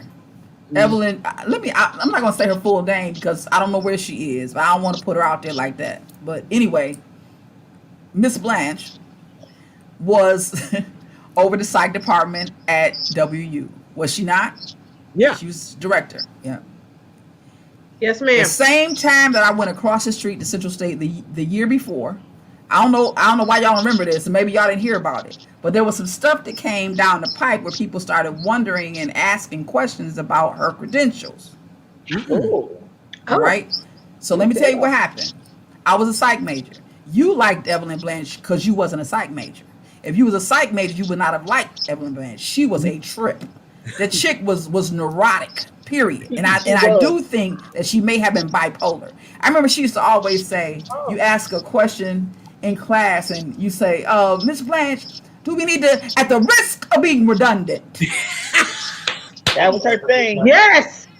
At the risk of being, there was like 3 or 4 sayings that she would say all the time, but that was one of them. At the risk of being redundant. But she was just chop all the time. Vicky, Huh, I thought that was Miss Shiitu. I thought that was Miss Shiitu. That was not Dr. Shiitu. Nope. That was Miss Blanche. That was Blanche. Let me recapitulate for the risk of being redundant. That's right. Absolutely. Absolutely. She had 3 or 4 sayings like that. And every time she wanted to cut somebody up, she whooped one of them jokers out on you. And you just like, damn, damn. Well, I'm going to tell you what happened. There were some questions, but it didn't get out for a minute. But let me tell you, when I went over to Central, I had to take statistics class still, right? I had like 2 things left in my for my psych degree, but one was statistics, which I hate because remember I hate math, right? And she was the only one teaching stats over at Wilberforce. So when I realized I could leave, I was like, yes, I'm getting away from Miss Blanche's ass. She makes me sick, right? I went running over there to Central State, got my transcript. That mug said, Evelyn Blanche. I said, hell no. I was like, hell no. So I'm thinking this has to be a problem. I'm trying to make sure that I got the wrong transcript out of my book bag, right? Like this was last semester, right? But no. So I get over there, and not only is she teaching the statistics class, she is the dean of the department at Central. Her ass done crossed the street the same time that I crossed the street. Wow. I get over there, and she seemed worse over at Central than she was over at Wilberforce. I was like, damn, this is never ending. But then, by the third or second semester, because I had 2 tri-semesters with her. By the end of the tri-semester, they found out that she didn't have any credentials. Oh. What? I never heard that. I'm telling you. Wow. They found out that she was not a doctor. She couldn't have been something because she was teaching all the psych classes and she taught human sexuality and she was a freak. No, you're mixing her up with Miss Robinson, Dr. Robinson. No. It was Miss Blanche because I was in that class and she was telling us, come out to my house and bring a mat and I'm going to teach you all the Kegel exercises. That was Dr. Robinson, Tracy. That was that little Robinson chick. I'm telling you. I can't even see her saying that. That was that little Robinson chick. I'm telling you. I just need to know if we need to write a letter to the new president. They ain't still there. They gone. I mean, I will look. I know everybody's gone. I'm just saying the experiences that we encountered. Listen, they found out that she was not a doctor. That she had a degree, but she was not a doctor of psychology. Wow. And by the time I left 2 trimesters later, she was gone. They let her go because her stuff was not legitimate. It was forged.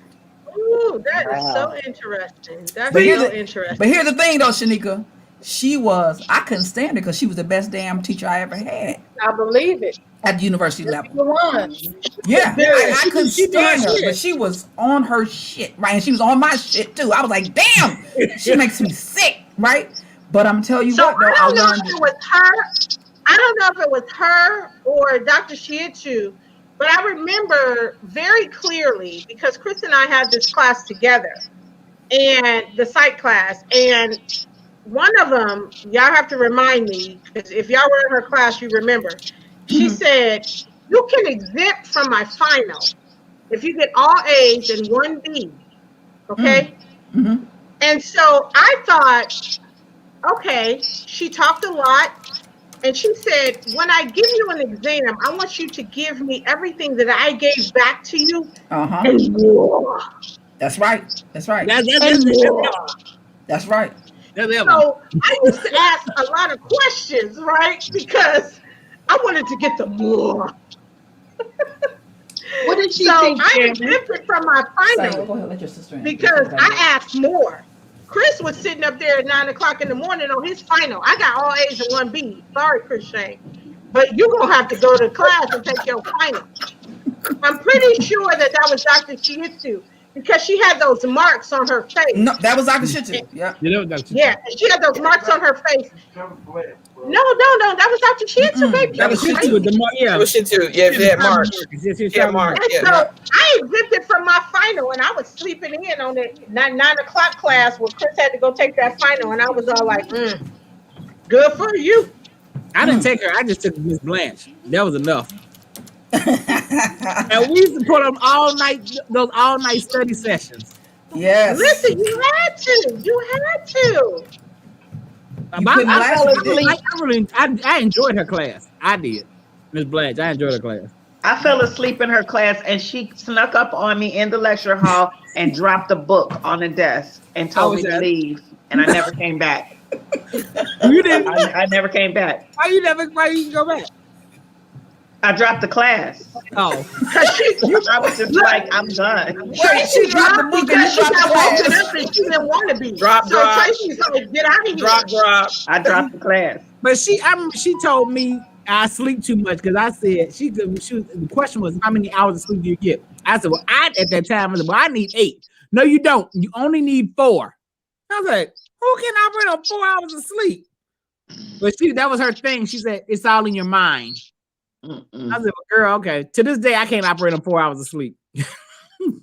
Psychology, Kyrie. Psychology. I don't need 8, but I definitely need more than 4. I know that's right. No. So Shannon, let me ask you, do you have a story that you want to share with us? Oh, a story. Keep it G-rated. My husband asked me to keep it G-rated. You ain't got to. I still cannot believe they are married because I didn't know they were dating because Shannon was a cool chick from Cleveland and Chris Shank was the annoying motherfucker from Indianapolis. I know it, but I love it. Hilarious. Okay, You know, the only story that I can kind of think of is kind of before Chris and I got together.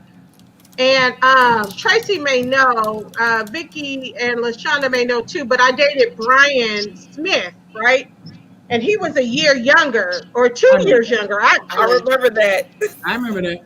Yeah, a year younger. And so Chris was dating a girl. There were 2 guys on campus who had girlfriends at home, right? It was Chris Shank and this guy from Cincinnati. I forgot his name. But they had girlfriends at home. And Chris... His name was Lawrence. Lawrence. I don't know his last name. But Chris... Yeah. Remember Lawrence? Yeah. So Chris had this poster-sized picture of his girlfriend in his room. So everybody knew he was off limits. Okay? Let me be clear, 8 by 10, friend. It might have been even 11 by 14, but it was in his room. And so, you know, when you went in his room, you weren't even think about anything else because you saw, what was her name, babe? Ursula? Yes, Ursula. He don't know that. He know everything else, but he ain't saying that now, right? You know what I'm saying? He ain't in the camera right now.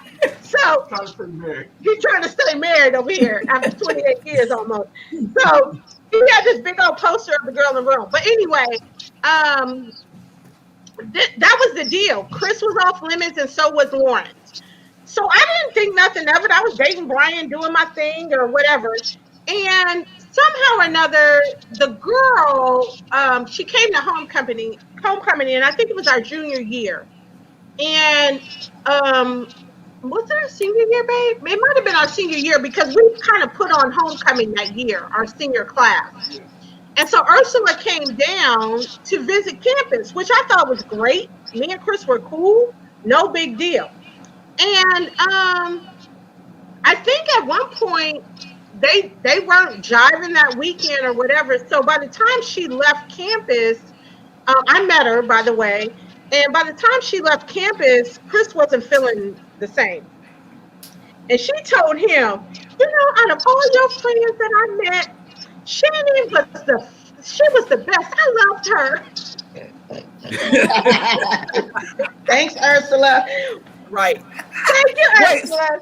So let me ask you Well, this. Let me ask you this. Were you and yes, Chris already kind of together when she showed up? no, No. no. Okay. I Okay. promise you, I Okay. promise you, we were not together. And my husband, being the video director, super duper thing that he is, he was like, Shannon, we need to hold a press conference A press to conference. tell our friends about our relationship. What?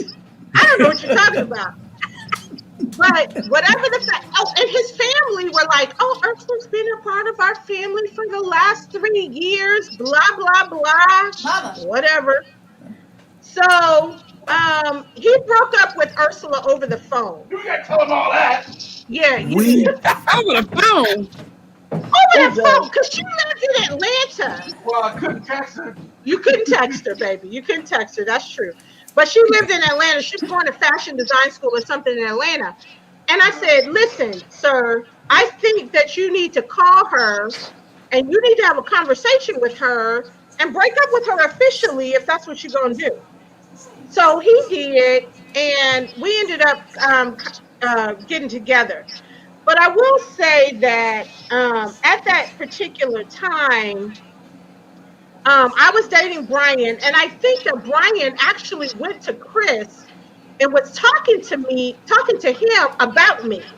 Like, oh, Shannon is doing this and blah, blah, blah, whatever. And Chris said, man, she gonna make a good wife one day. Now, to Wow. be clear, Wow. he was with He Ursula, stole I you, think. honey. He stole you away from Brian, baby. That's what.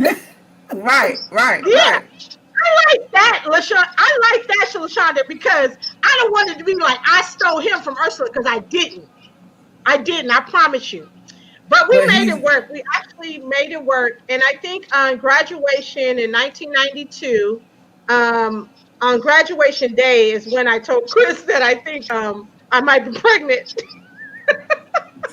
Then I had to give a speech that morning. And he had to give, because he was our class president, and he had to give the speech that morning. And I was all jacked up. And I was oh like, oh wow. my God, I'm so sorry, Pumpkin, but Oh, I I never don't knew know. that. And all Wow. I, Wow. and our families were together for breakfast, because my family had come in for the commencement and so did his. And I was just eating some fruit. And Chris's sister was all like, that's all you eat? And I was all like, that's all I feel like eating today. That's all I can eat. Right. Wow.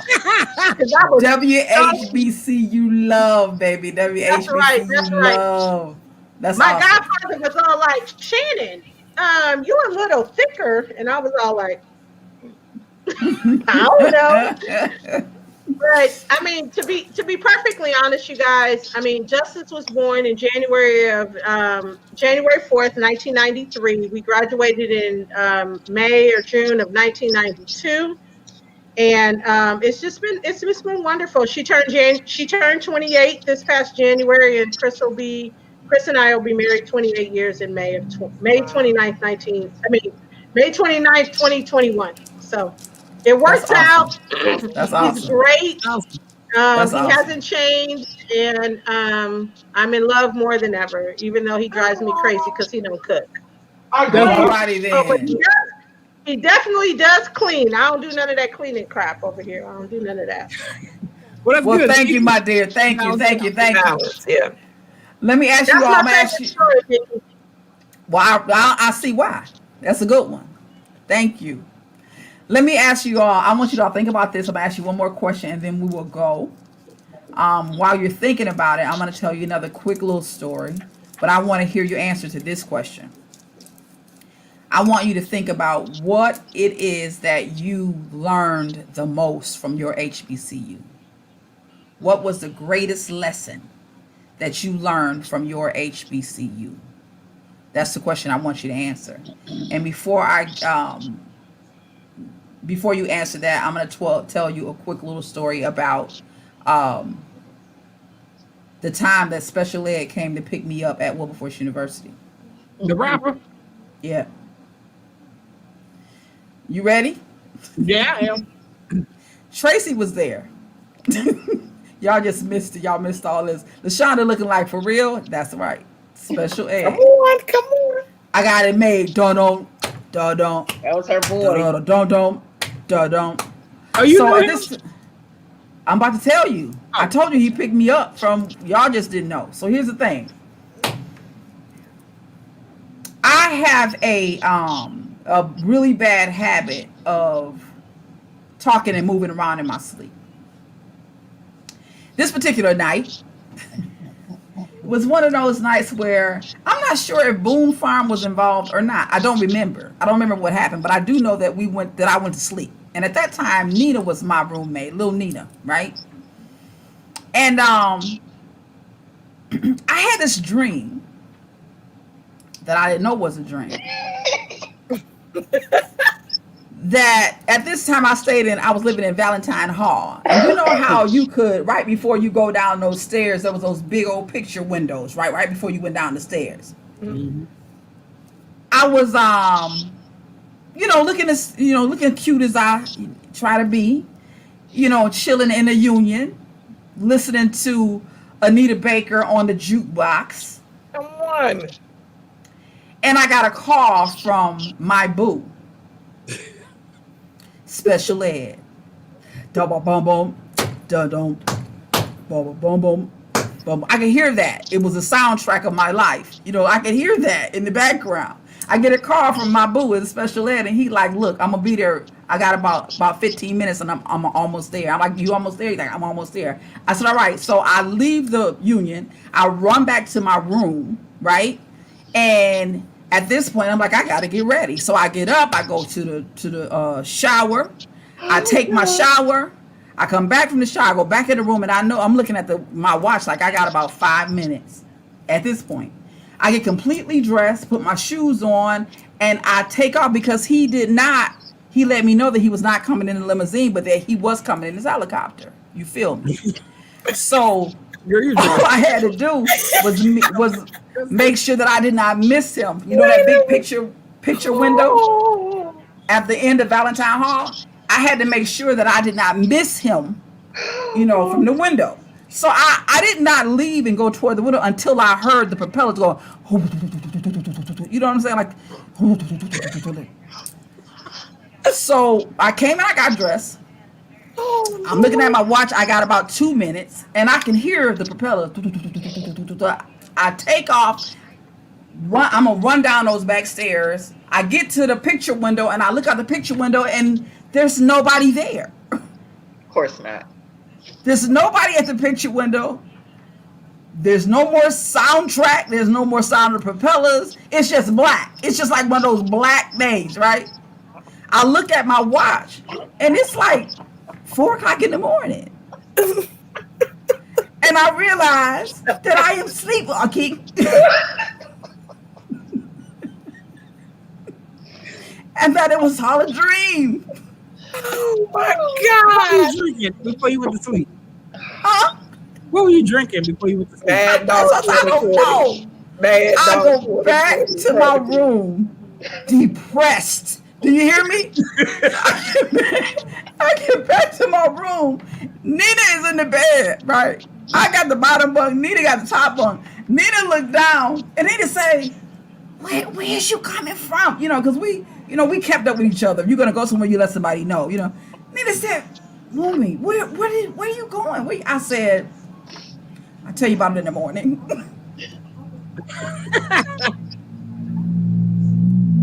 Oh my God. I'm over here cracking up because no matter what Vicky did, where she was going, it always took her 2 hours to get dressed. She did all of that in 5 minutes. Because he was coming on the helicopter. I wasn't trying to be missed, and I wasn't let Vicky, you have to fox get get a some hold to story it. straight for the morning. Oh my God. I am not lying. That is the true God. Is my win. I wish Nina I was on here remember now. that. I lived next door. I was completely dressed and standing at the picture window. In the dark. In the dark. Well, look, not even old boy. What's his name? The security guy that was fucking everybody on the side. He wasn't even out there. Nobody was out there. Paul. That was Paul. Paul wasn't even out there. Nobody was out there. Oh my God. That is hilarious. What's his name? Every Paul Tracy? Yep, the light skinned Yeah. guy. every time I Yep. hear that song, I think about that damn picture window and That is how hilarious. ready I was, and face full of makeup. I mean, completely ready. You feel me? Oh my God. All right. Special ed. I'm the magnificent. I'm the magnificent. He is magnificent. Shit, That he's is still hilarious. magnificent. Yes, That he is is. hilarious.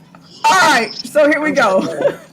Starting with Shanika, my soror, my family from Atlanta. Y'all, she took good care of me in Atlanta, I'm telling you. I love that woman right there. I loves me some Shanika. God knows I do. And I kill dead if he touch you.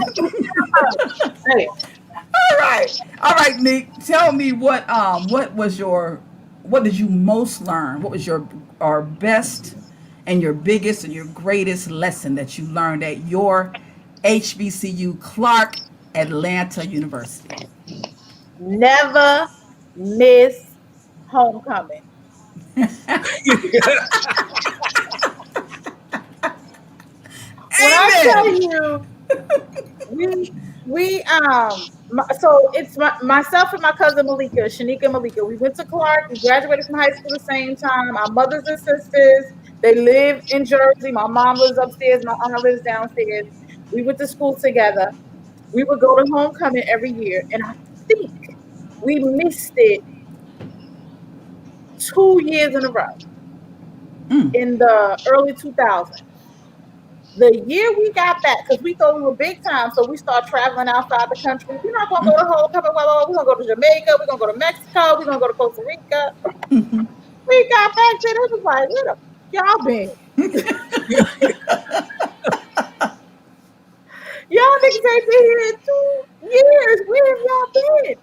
And we started hanging out. And from 2000, I believe, 4 until this year, because of COVID, I never missed a homecoming. Never. Wow. I would make it my business because I didn't move back here until 2007. I would make it my business to come to homecoming every year. And here, when I live here, less than 2 miles from the school, and I never missed. And the reason I don't miss is because of the camaraderie. Because I love my CAU Panther brothers, alumni brothers and sisters. We have built long time friendships, 30 plus years with each other. And I would hate Absolutely. to have that miss that reunion every year. So That's a that's what I blessing. learned. Everything that you guys talked about why you love Wilberforce, why you love Central State, why he loves Tuskegee, all of those things make me want to be with my alumni brothers and sisters every year in October. Rain, sleet, snow, or 100 degrees in Atlanta. Because That's you right. can have any weather. Never miss That's homecoming. right. My mentor is, I think, 82. She's a marauder, Taisha. And she didn't miss homecoming a year until she couldn't go anymore. Right now, she has a little issues going on with her hip. But I remember she would talk about homecoming when she was 60, like you would talk about if you was 20. I remember that. Her and her girls, I mean, they're getting much older now, so they, kind of waned off. But all up until they couldn't, they were there every year and meeting their guys in the whole bit. I was like, y'all, So it's for real. It's for real. Thank you, Soror. I appreciate that. All right. The next one is the beautiful Mr. Shonda. Let us know, what did you learn? What was your greatest lesson? I think one of the greatest lessons, and there were so many, but the value of being Black, that we were so empowered, that there's excellence in us, that, there was nothing that we could not achieve if we put our minds to it. We had to work not harder than anybody else. We just had to work as hard as we could to be great. They empowered us to be great. I mean, from Miss Hughes to Miss Oliver to Dr. C to all of those persons that, I mean, not even just the professors, but the people that worked on Officer George, all of those persons that went out. And listen, when I graduated, same with you guys, Dr. Henderson was president. So there was so much of the level of, there was an accountability for, we needed to go forward and prove to this world that Black was power. And the power of our education, and the power of our spirit, and the power of our village. Anything we put our mind to, we could achieve it in this skin. And that we could excel at greatness because we came from kings and queens. There was nothing about us that didn't make it. The family was we were family first. We were achievers. We just, everything about that whole experience was, you are going to be that example that shows everybody, even because of this HBCU experience, you're going to make it, you're going to be great, and you're going to excel. Absolutely. They just drove that home of, this is your season to be great. You're in competition with yourself, and your brothers and sisters going to carry you all the way through it. I don't even remember the only time you got into an argument because there was somebody that didn't understood village. If they didn't understand village, that's where the issue arose. But typically, everybody got along with everybody. All the Greeks got along with all the Greeks. I mean, listen, when I came to freshman year, to ask you, I mean, we act like we was our own sorority for, to ask you. Yeah, come on. Like, I mean, but it was, and that was from Detroit. We had Mississippi. We had everybody. It was that family. You got a pack of ramen noodles. I got some tomato sauce. We got spaghetti. Hell, it's like, let's do it. Did you put a piece of chicken in your backpack to bring back to the room so we can eat that letter? Everything was about everybody doing everything together. And even like, you get up, come on, we in the computer lab. When we first got a computer lab, when the screen was just green dots and black. That's what you say. Computer lab was. That's true. And everybody dragged you. Like, if we were all computer science majors, everybody in computer science had to be there together. We were achieving and going together because we were kings and queens. We had to do it. It's beautiful. It's absolutely beautiful. Thank you. Thank you very much. Thank you very much. Hey, big brother, how you doing? I see you in the back. Don't act like you won't see me. Okay. Next would be Miss Shannon. Our example of HBCU love. Let us know what your greatest lesson was from Wilberforce University. I mean, outside of How to Catch Chris. We know you got that part. Right. And to be clear, I wasn't trying. I really wasn't. I was just, being who I was. But one of the things that I know that Wilberforce taught me in particular was how to handle my business, right? So I learned, it was probably around my junior year or so that I started dressing the part, right? I knew I had to present myself well when I left. So I started probably about my junior year and definitely into my senior year, where I was, I started carrying a briefcase and I started dressing in suits going to class. Like, I knew that that's what I needed to do. So it really taught me how to be a professional.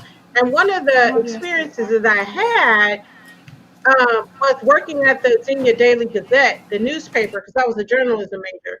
And so I knew how to handle myself when I went into Lily White Xenia, to be clear, and showcasing how I'm supposed to be, right?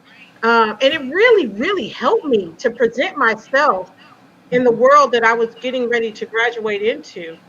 I think it was very, very successful for me. Chris, come really fast. Come. Here we come. Come on, baby. What did Wilberforce teach you, baby? The biggest lesson, Chris. The biggest lesson for me was just do, because we didn't have a lot of resources on campus. That's true. And we had to make something out of nothing. Just do. Don't worry about what you don't got. Just do. That's what I tell the kids. Just do. That's it for me. That's good. Okay, thanks. Good to see you, Chris. That's a good word, though. Thank you, baby. I love y'all. We love you You're the too. man that won't go social media. That's okay. He got you. You the connection. You the bridge. That's cool too. You the bridge. got me. I'm here. I'm here. Thank you, Shannon. Kyer. Yeah. Tell us what you learned, brother.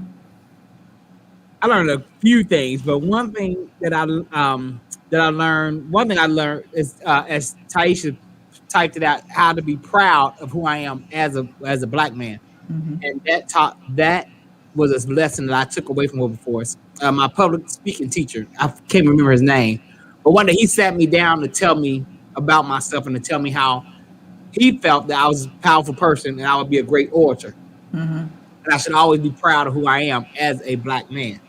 So that it started there. But another thing that I really learned is that when we, as Shonda said, we used to do for each other. When it's time to come together, we really can pull together and do for one another and help each other. Even if I got 5 cents, hey, I'm gonna give you 3. You know, we used to do that. Like she said, you take food back and whatever I brought back, I would share it.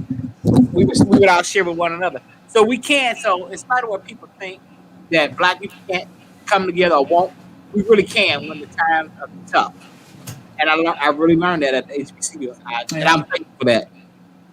Hey, Vicky, real quick. I don't know if you guys remember this. Remember when, I think before Martin Luther King thing was a holiday, and we were walking from Wilberforce. I don't know if y'all remember that. We walked from Wilberforce down to Xenia on 35. On 30, was that 35 or 42? Whichever one, 35. And then 42, that white 42. That's the main street is 42, I think, right? Yeah. So and then the white guy was in the tractor trailer and tried to run us off, and all the guys jumped on the tractor trailer.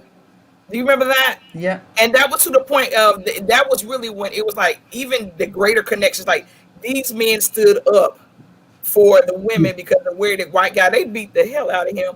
But it was like you can't come from my people. Yeah. And that was on Martin Luther King Day too. As we marching, have you lost your mind? Yeah.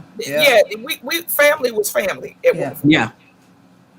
It's a beautiful thing. It really is. I remember Big Dean would tell us we wasn't paying no attention to him. But I know Big Dean told us many days we kept saying, sitting around the union complaining, I need some money.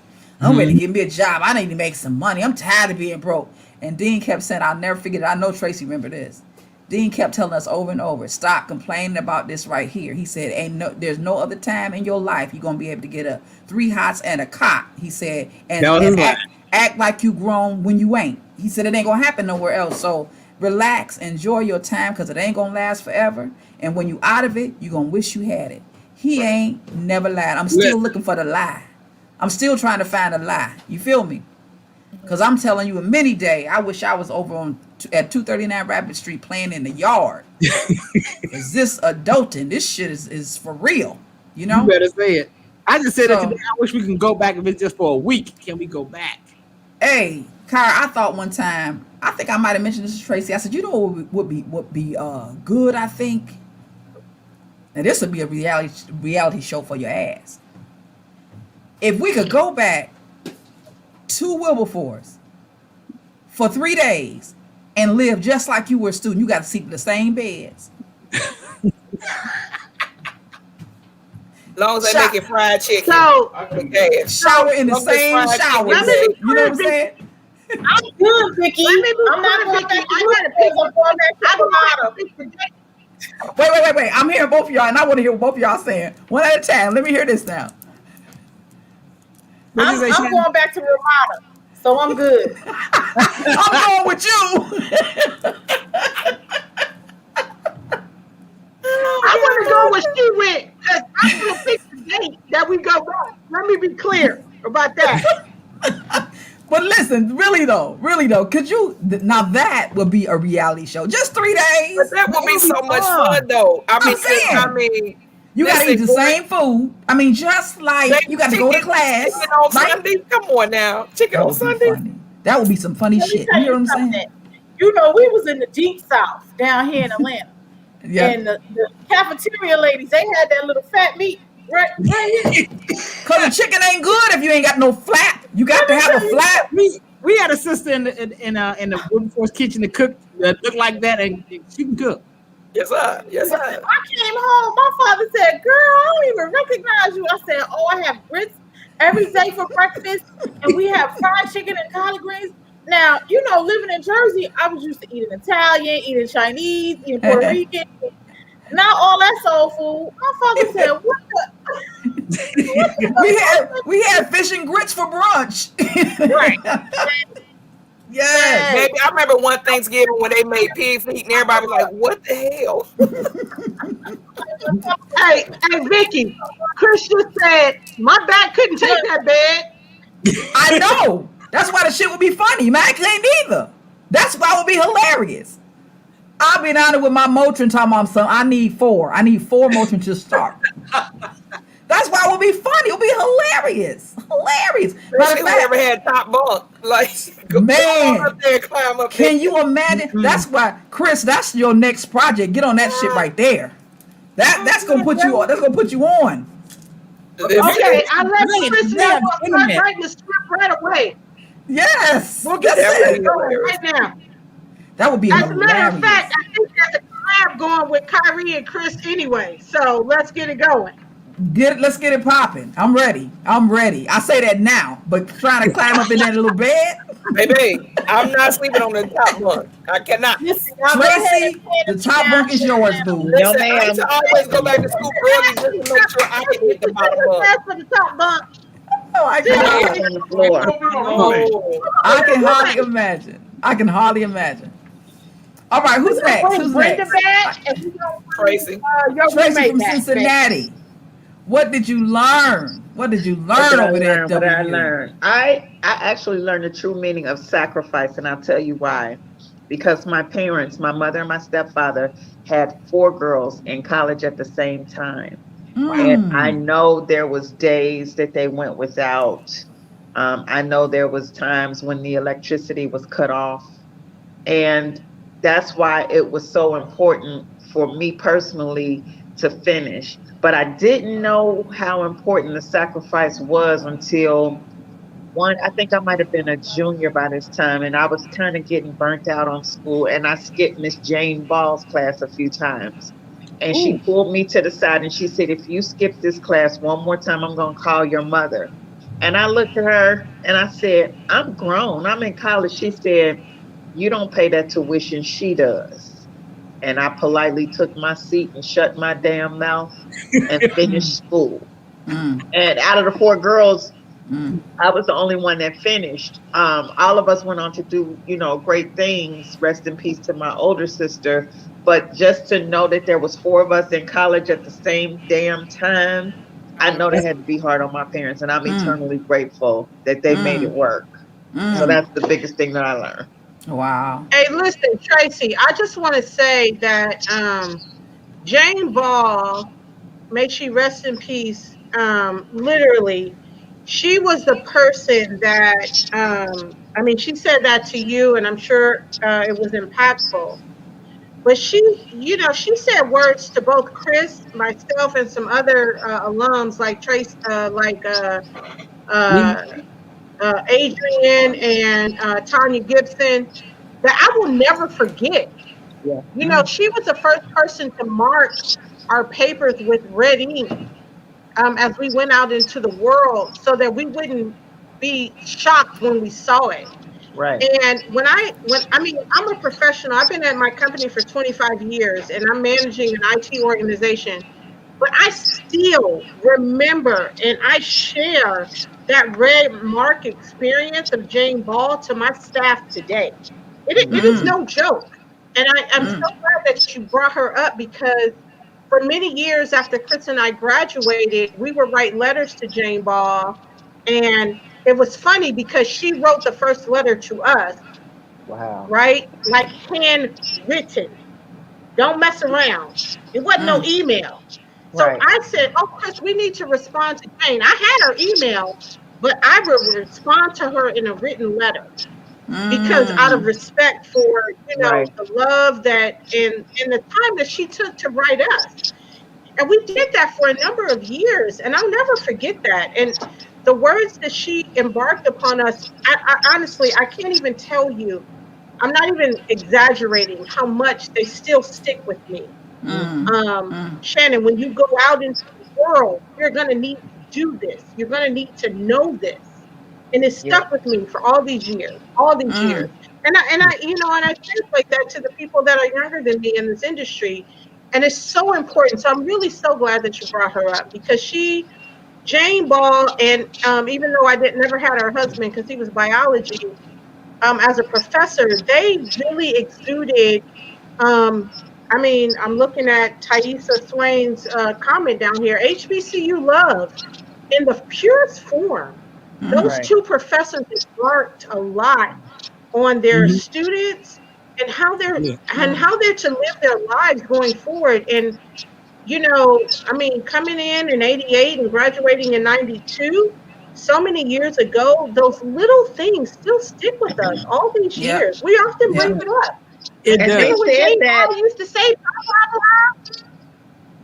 They said that having their own problems with their own son, you know what I mean? I mean, they would still pour into other people and was dealing with their own conflict with their own son at the university. So it was real for them.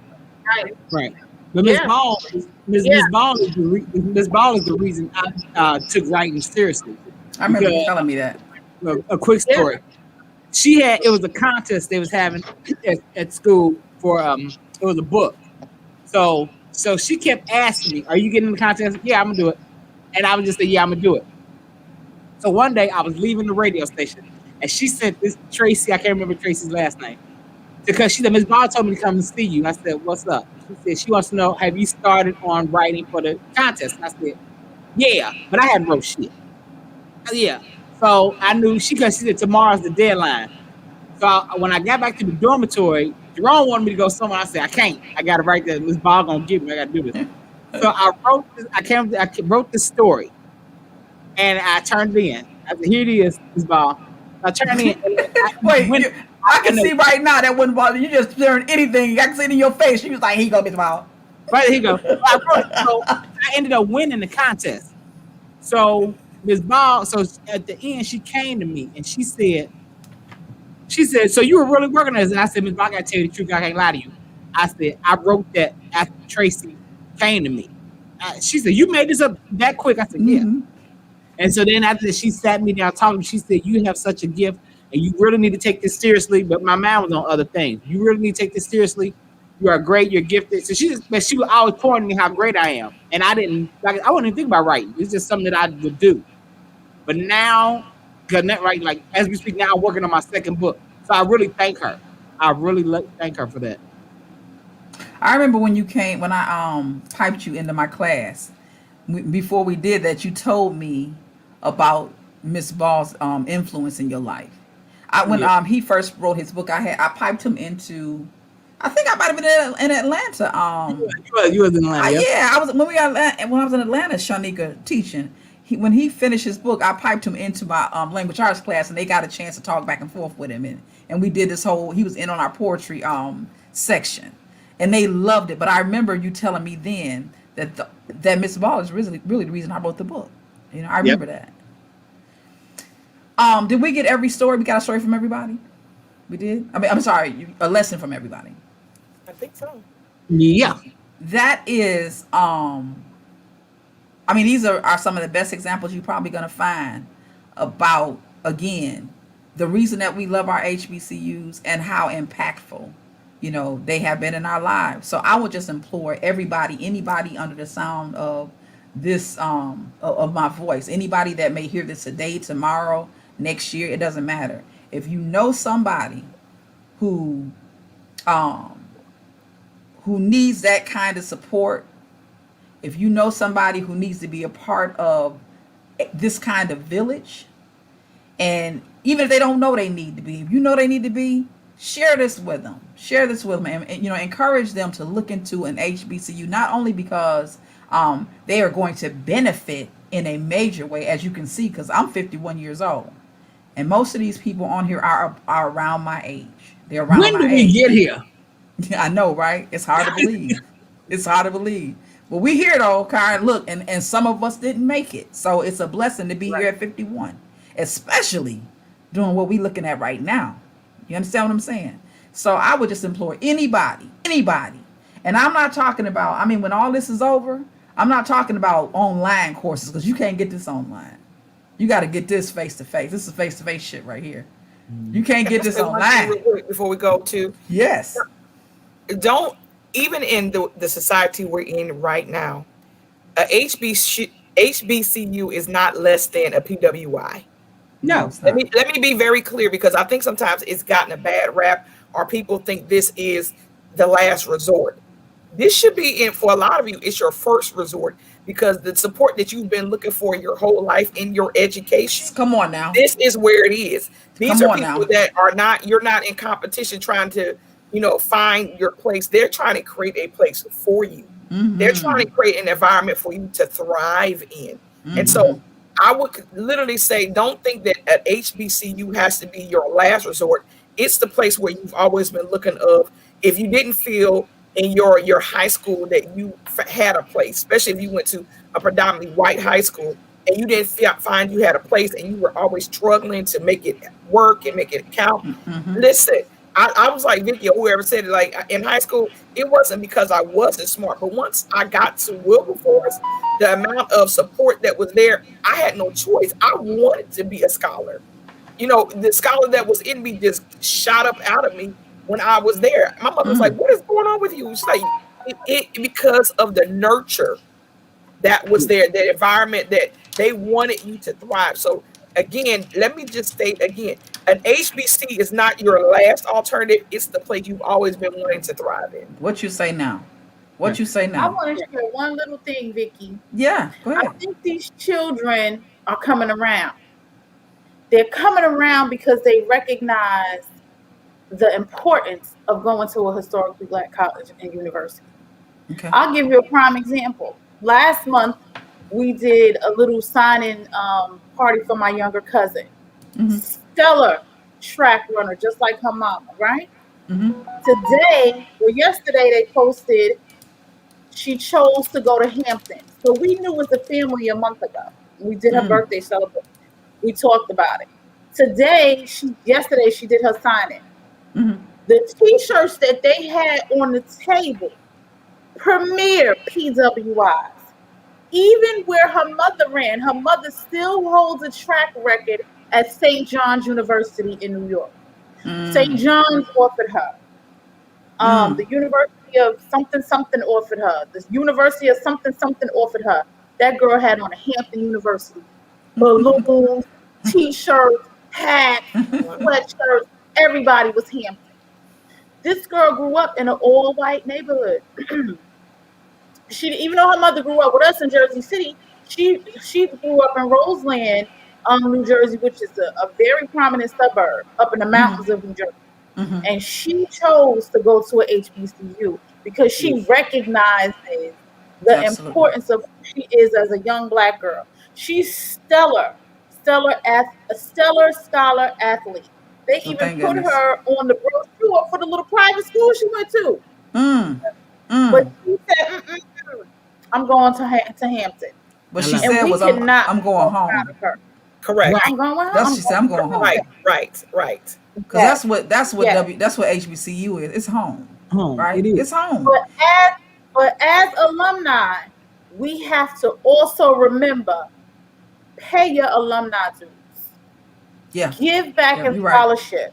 Right. The sweater that I have on now, it's a Clark sweater, but it's from the women, the other side, the women of CAU. So we have an elite group of women at Clark.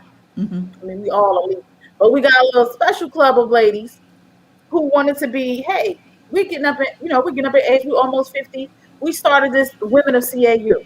And as the women of CAU, we give back to the ladies, the undergrads of CAU, with money for scholarship, packing trunks for them, making sure they have things. As an alumni, I make sure I'm a part of my alumni association, giving back. We have gap scholarships. I give back. So I love my experience. Of course, I hated standing in the gym to register because they ain't had no computers. And when 12 o'clock came, all the old ladies got up and left. And you better not move out that goddamn line. Of course. Registrar's office. Yes. Registrar's office. Yes. Registrar to the bursar, to the bursar, back to the registrar, and back to the gym. Oh, yes. I hated all of that. Yes, it did. Know what? I would always get back to my CAU. 3 degrees later, they still sending me stuff from one of them schools to verify your alumni verification. No, ma'am. But I'm a verify for Clark Lane University. You I understand what love I'm it. saying? I love So it. we have Yes. to make sure as alumni that we give back the best Yes. way that we can. Yes. Yes. And okay, and hearing you say it, I'm telling you what I thought about Shanika, just as you said that. There are other ways that we can give back too that I never thought about until I heard you say what you said. And I'm just sitting here thinking a lot of us have wow. A lot of us have some abilities, some talents, some resources, money and otherwise that we really could give to our universities and colleges. So for instance, if I'm a life coach, right? If you a speaker, if whatever, if your thing is numbers and you can offer something to the finance department, there are ways that we could be volunteering and stuff too. But I never thought about it too, just as you were talking. There are other ways that we could give back where some of that stuff they don't have to necessarily pay for. You know what I'm saying? Well, Because we go Vicky, ahead, Shannon. let me share. Sorry to interrupt, but I want to share that Chris and I have served the Southern California Alumni Association for a long time. My present job in higher education has stopped me from doing that as much as I wanted to, but Mm-hmm. for many years we've done this. And I cannot express enough about the talents of our skill sets that we can share with our alumni associations or our colleagues in different alumni associations to contribute to our organization. Mm-hmm. Um, Whether it's, video work like Chris or technology like myself, or if nothing else, volunteering to your alumni associations, it is so important because a lot of people want to share, their talents.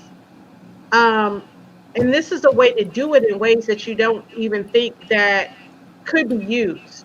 Yep. You're And right. and I think it's so important because I mean, think of the industries that are out there that can Mm-hmm. help our HBCUs across the country, Absolutely. of no political party whatsoever, you know, but tap into those resources that are looking for help. Don't try to, or not try, but don't think that, oh, no, they don't need that because they have enough. You Mm-hmm. don't know what they need, right? Mm-hmm. Mm-hmm. You Mm-hmm. never know what's needed until it's needed. You Absolutely. know, I have never known that my contribution could help my alumni association. Chris's talents in the video world could help our alumni association. I never knew that that was even possible. It's the concept of you don't know what you don't know. So don't, downsize it. Put Mm-hmm. yourself out there. If you don't think that it's out there, you never know what other people's need. Even though Absolutely. it's another alumni association, even if it's another school, it's Mm-hmm. so important because obviously we're up in age. We've had a lot of experience and we Mm-hmm. can contribute. And you never know who needs what. So Absolutely. I agree with my sister here at another university that contribute however you can. Absolutely. Wonderful. Wonderful. Y'all, this has been fun, fun, fun, fun, Yeah. fun. Back down Yeah. memory lane. I'm about to start singing back down memory lane. I ain't Wait, did you stumbled on say no Route photographs, but 42? Did you say Route 42, Vicky? back down Route 42. Yes, yes. I love y'all. I love y'all. I love y'all. God knows I do. I do. I appreciate you coming and hanging out with me. This was a lot of fun. So, again, do me a favor. If you have not liked the video, please like the video.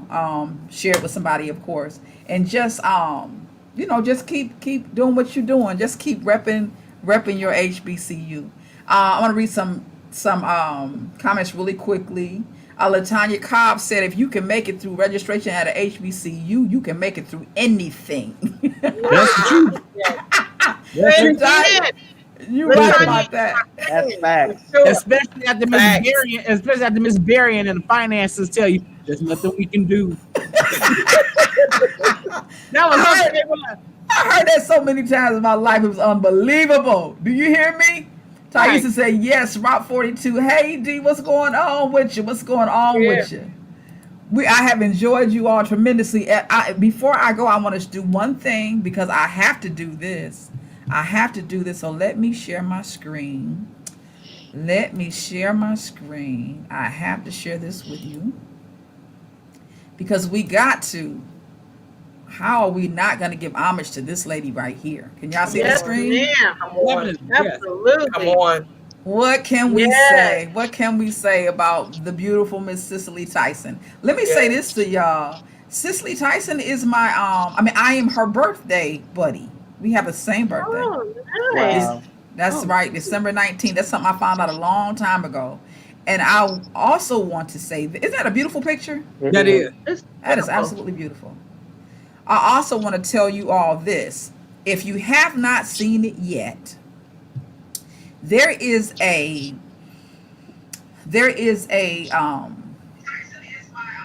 documentary on PBS, and it's an American Masters. They just did it like earlier this month.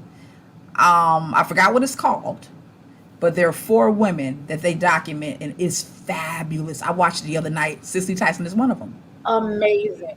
Right? It's amazing. You saw it, Shanika? It's Alicia Keys. Yeah, Alicia she's hosting Keys. it. So it's her, Abby Lincoln, Nina Simone.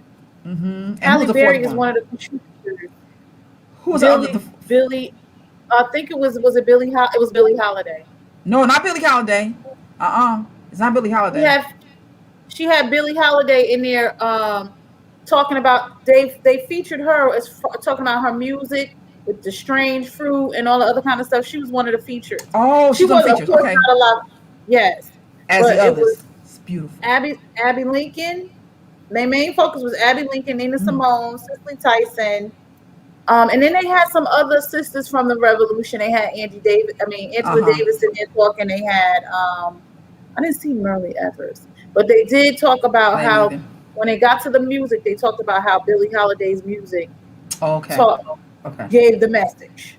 It's a beautiful documentary. It's about 2 hours long. Absolutely. It's 2 hours of your mouth hanging open. It's wonderful. So I just happened to watch it 2 nights ago. So it was just perfect timing. Because we on the same spirit. On PBS. Why. Yes. So y'all look that up. Look that up. It's PBS. On demand. It's wonderful. It's only going to be there to February 18th or something like that. So check that out. There's also one about Sammy Davis Jr. that I watched immediately after. That one was awesome too. Awesome. So check. That's a good one too, Shanika. It's really good. It made me have a lot more respect for Mr. Davis than I had before, because the black community wasn't out like crazy about. But I did not realize, first of all, how talented he was. I did not realize how talented he was. I didn't. And I didn't realize, some of the stuff that he'd gone through. So check that out too. So thank you again. I appreciate y'all. Share this with somebody. Love you to life. I hope to do it again real soon. Love you back. If anybody else is interested in telling stories, I think we should do this maybe once every 3 months or something like that. That would be great. Right. This is great. This is great, Vicky. Thank you so much. Good. I'm glad you had us join. My husband is not a big social media guy, but he really enjoyed tonight. Good. And like I said, he's the one that said, "Hey, Vicky's gonna be on," so I had to come out the kitchen, get on. Thank you, Chris. And thank y'all for letting me feel like I went to Wilberforce for a minute. Right, welcome. You surrounded by me. You're part of me. That's it, right? We're gonna have to exchange some info because we got more stories to tell. That's right. So next time we do it, though, I'm going to give you a challenge. The next time we do it, we're going to challenge. The challenge will be something like bring 3 youngins with you. Something like that. Ooh. Right? Something like that. I'm sorry, Vicky, you want me to bring them grown children into the camera? No, the youngins that are interested or looking into, anybody that you're mentoring that might be interested or looking into a university or a college. Yeah, we can't have the conversations we need to have with them. That's right. A whole different conversation. No, I can do that. So we have to have Well, that. these That's a are the totally different conversations we need conversation. to have with them because they would never believe it. That's Right. right. That's right. Right. They can't Absolutely. see it on video. It That's ain't right. on. This ain't on video. That's right. And let me do this too before we go. Let me salute. Let me salute. Let me salute Brother Bill Cosby. I'll salute Brother Bill Cosby tonight. And I want to salute Brother Spike Lee, you know, because they are as much a part of this as anybody, you know, as the fact that they were able to introduce, and Sister Debbie Allen, let me say that. Yes. The fact that they were able to introduce this to us Right. in a way. Different world. Yes, That's right. honey. That sparked more interest. They're as much a part of it as any of this, right? So my hat's off to them. Cheers to them. Cheers to you. And also, let me say this: we saw Cicely Tyson at Wilberforce University in Dayton, or through Wilberforce University in Dayton, through Miss what was her name? The events lady. Miss Oliver, Gloria Miss Oliver. Oliver. Miss Oliver took us Gloria to see Oliver. Cicely Gloria Tyson. That's Oliver. right. That's Yep. right. She took us to see Cicely Tyson. I'll never forget that. That's where I met her. Thaisa said, "Thank you for having me. Thank you for, we love you, Thaisa. Thank you for coming." And I love y'all. Have a wonderful Love you back. Love rest you of the too. weekend. See you soon. Take all of my love for yourself, share one with somebody else, and then send me some back. Appreciate you. I'm gonna Bye. Thank take you. y'all out with this Good night. right here. Thanks for hanging out with 3T. Now, you can help us build this platform by simply taking a moment to like, share, comment, and subscribe.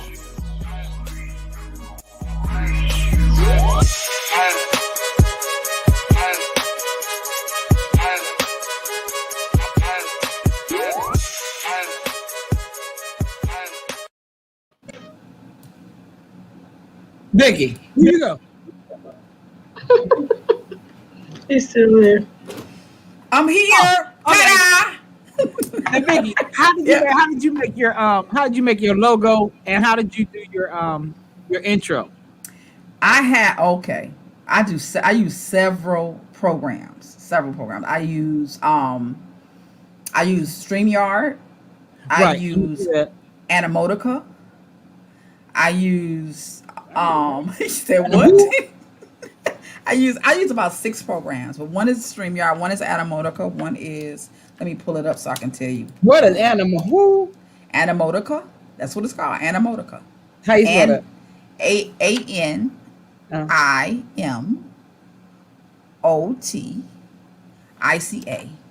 Animotica. Is that an app or is that a? It's let's program. Okay. An app, yeah, app program, yeah. And you download it on your computer? I use HD Movie Maker. Because I'm no longer with the company I was with, so now I'm doing everything myself. Okay. Yeah. I ain't never been with a company. It's just been me. And Not you yet. doing it. I Not love yet. your outro and the intro. I like this logo. Now, how'd you make this logo? I just made it. I use Photoshop, Adobe Photoshop. Okay. Yeah, I use a lot of stuff, but I've been playing with this stuff for a long time. Yeah, that's what. Yeah. So it's coming together now. I'm very thankful. Yeah, because I'm coming. Well, my show is coming back. But like I said, it's me doing now on March the 4th. That's a anticipated Let me date. put that. I want to put that down because I keep wanting to get to your show. So let me put. Oh, that's the day I come back from Africa too. Hold on a second. Oh wait a minute. So the trip to Africa still on, even though I'm going. My husband left 3 days ago. Shut up. We leave on the 7th. Well, I'm gonna be on the one. Would you say November? Yeah, November or next year. Okay. Either or, because I know, let me. I'm not sure who looking at us, so I'm gonna get you out of here, and I'm gonna Oh, send it's you. still live. I thought you turned it off. Oh. I'm gonna send you a Zoom link. Okay. All right. So I'm gonna send it to you right now. So go to your phone. I'm gonna send it on your phone. All right. Oh, you're gonna send it to the phone. Okay.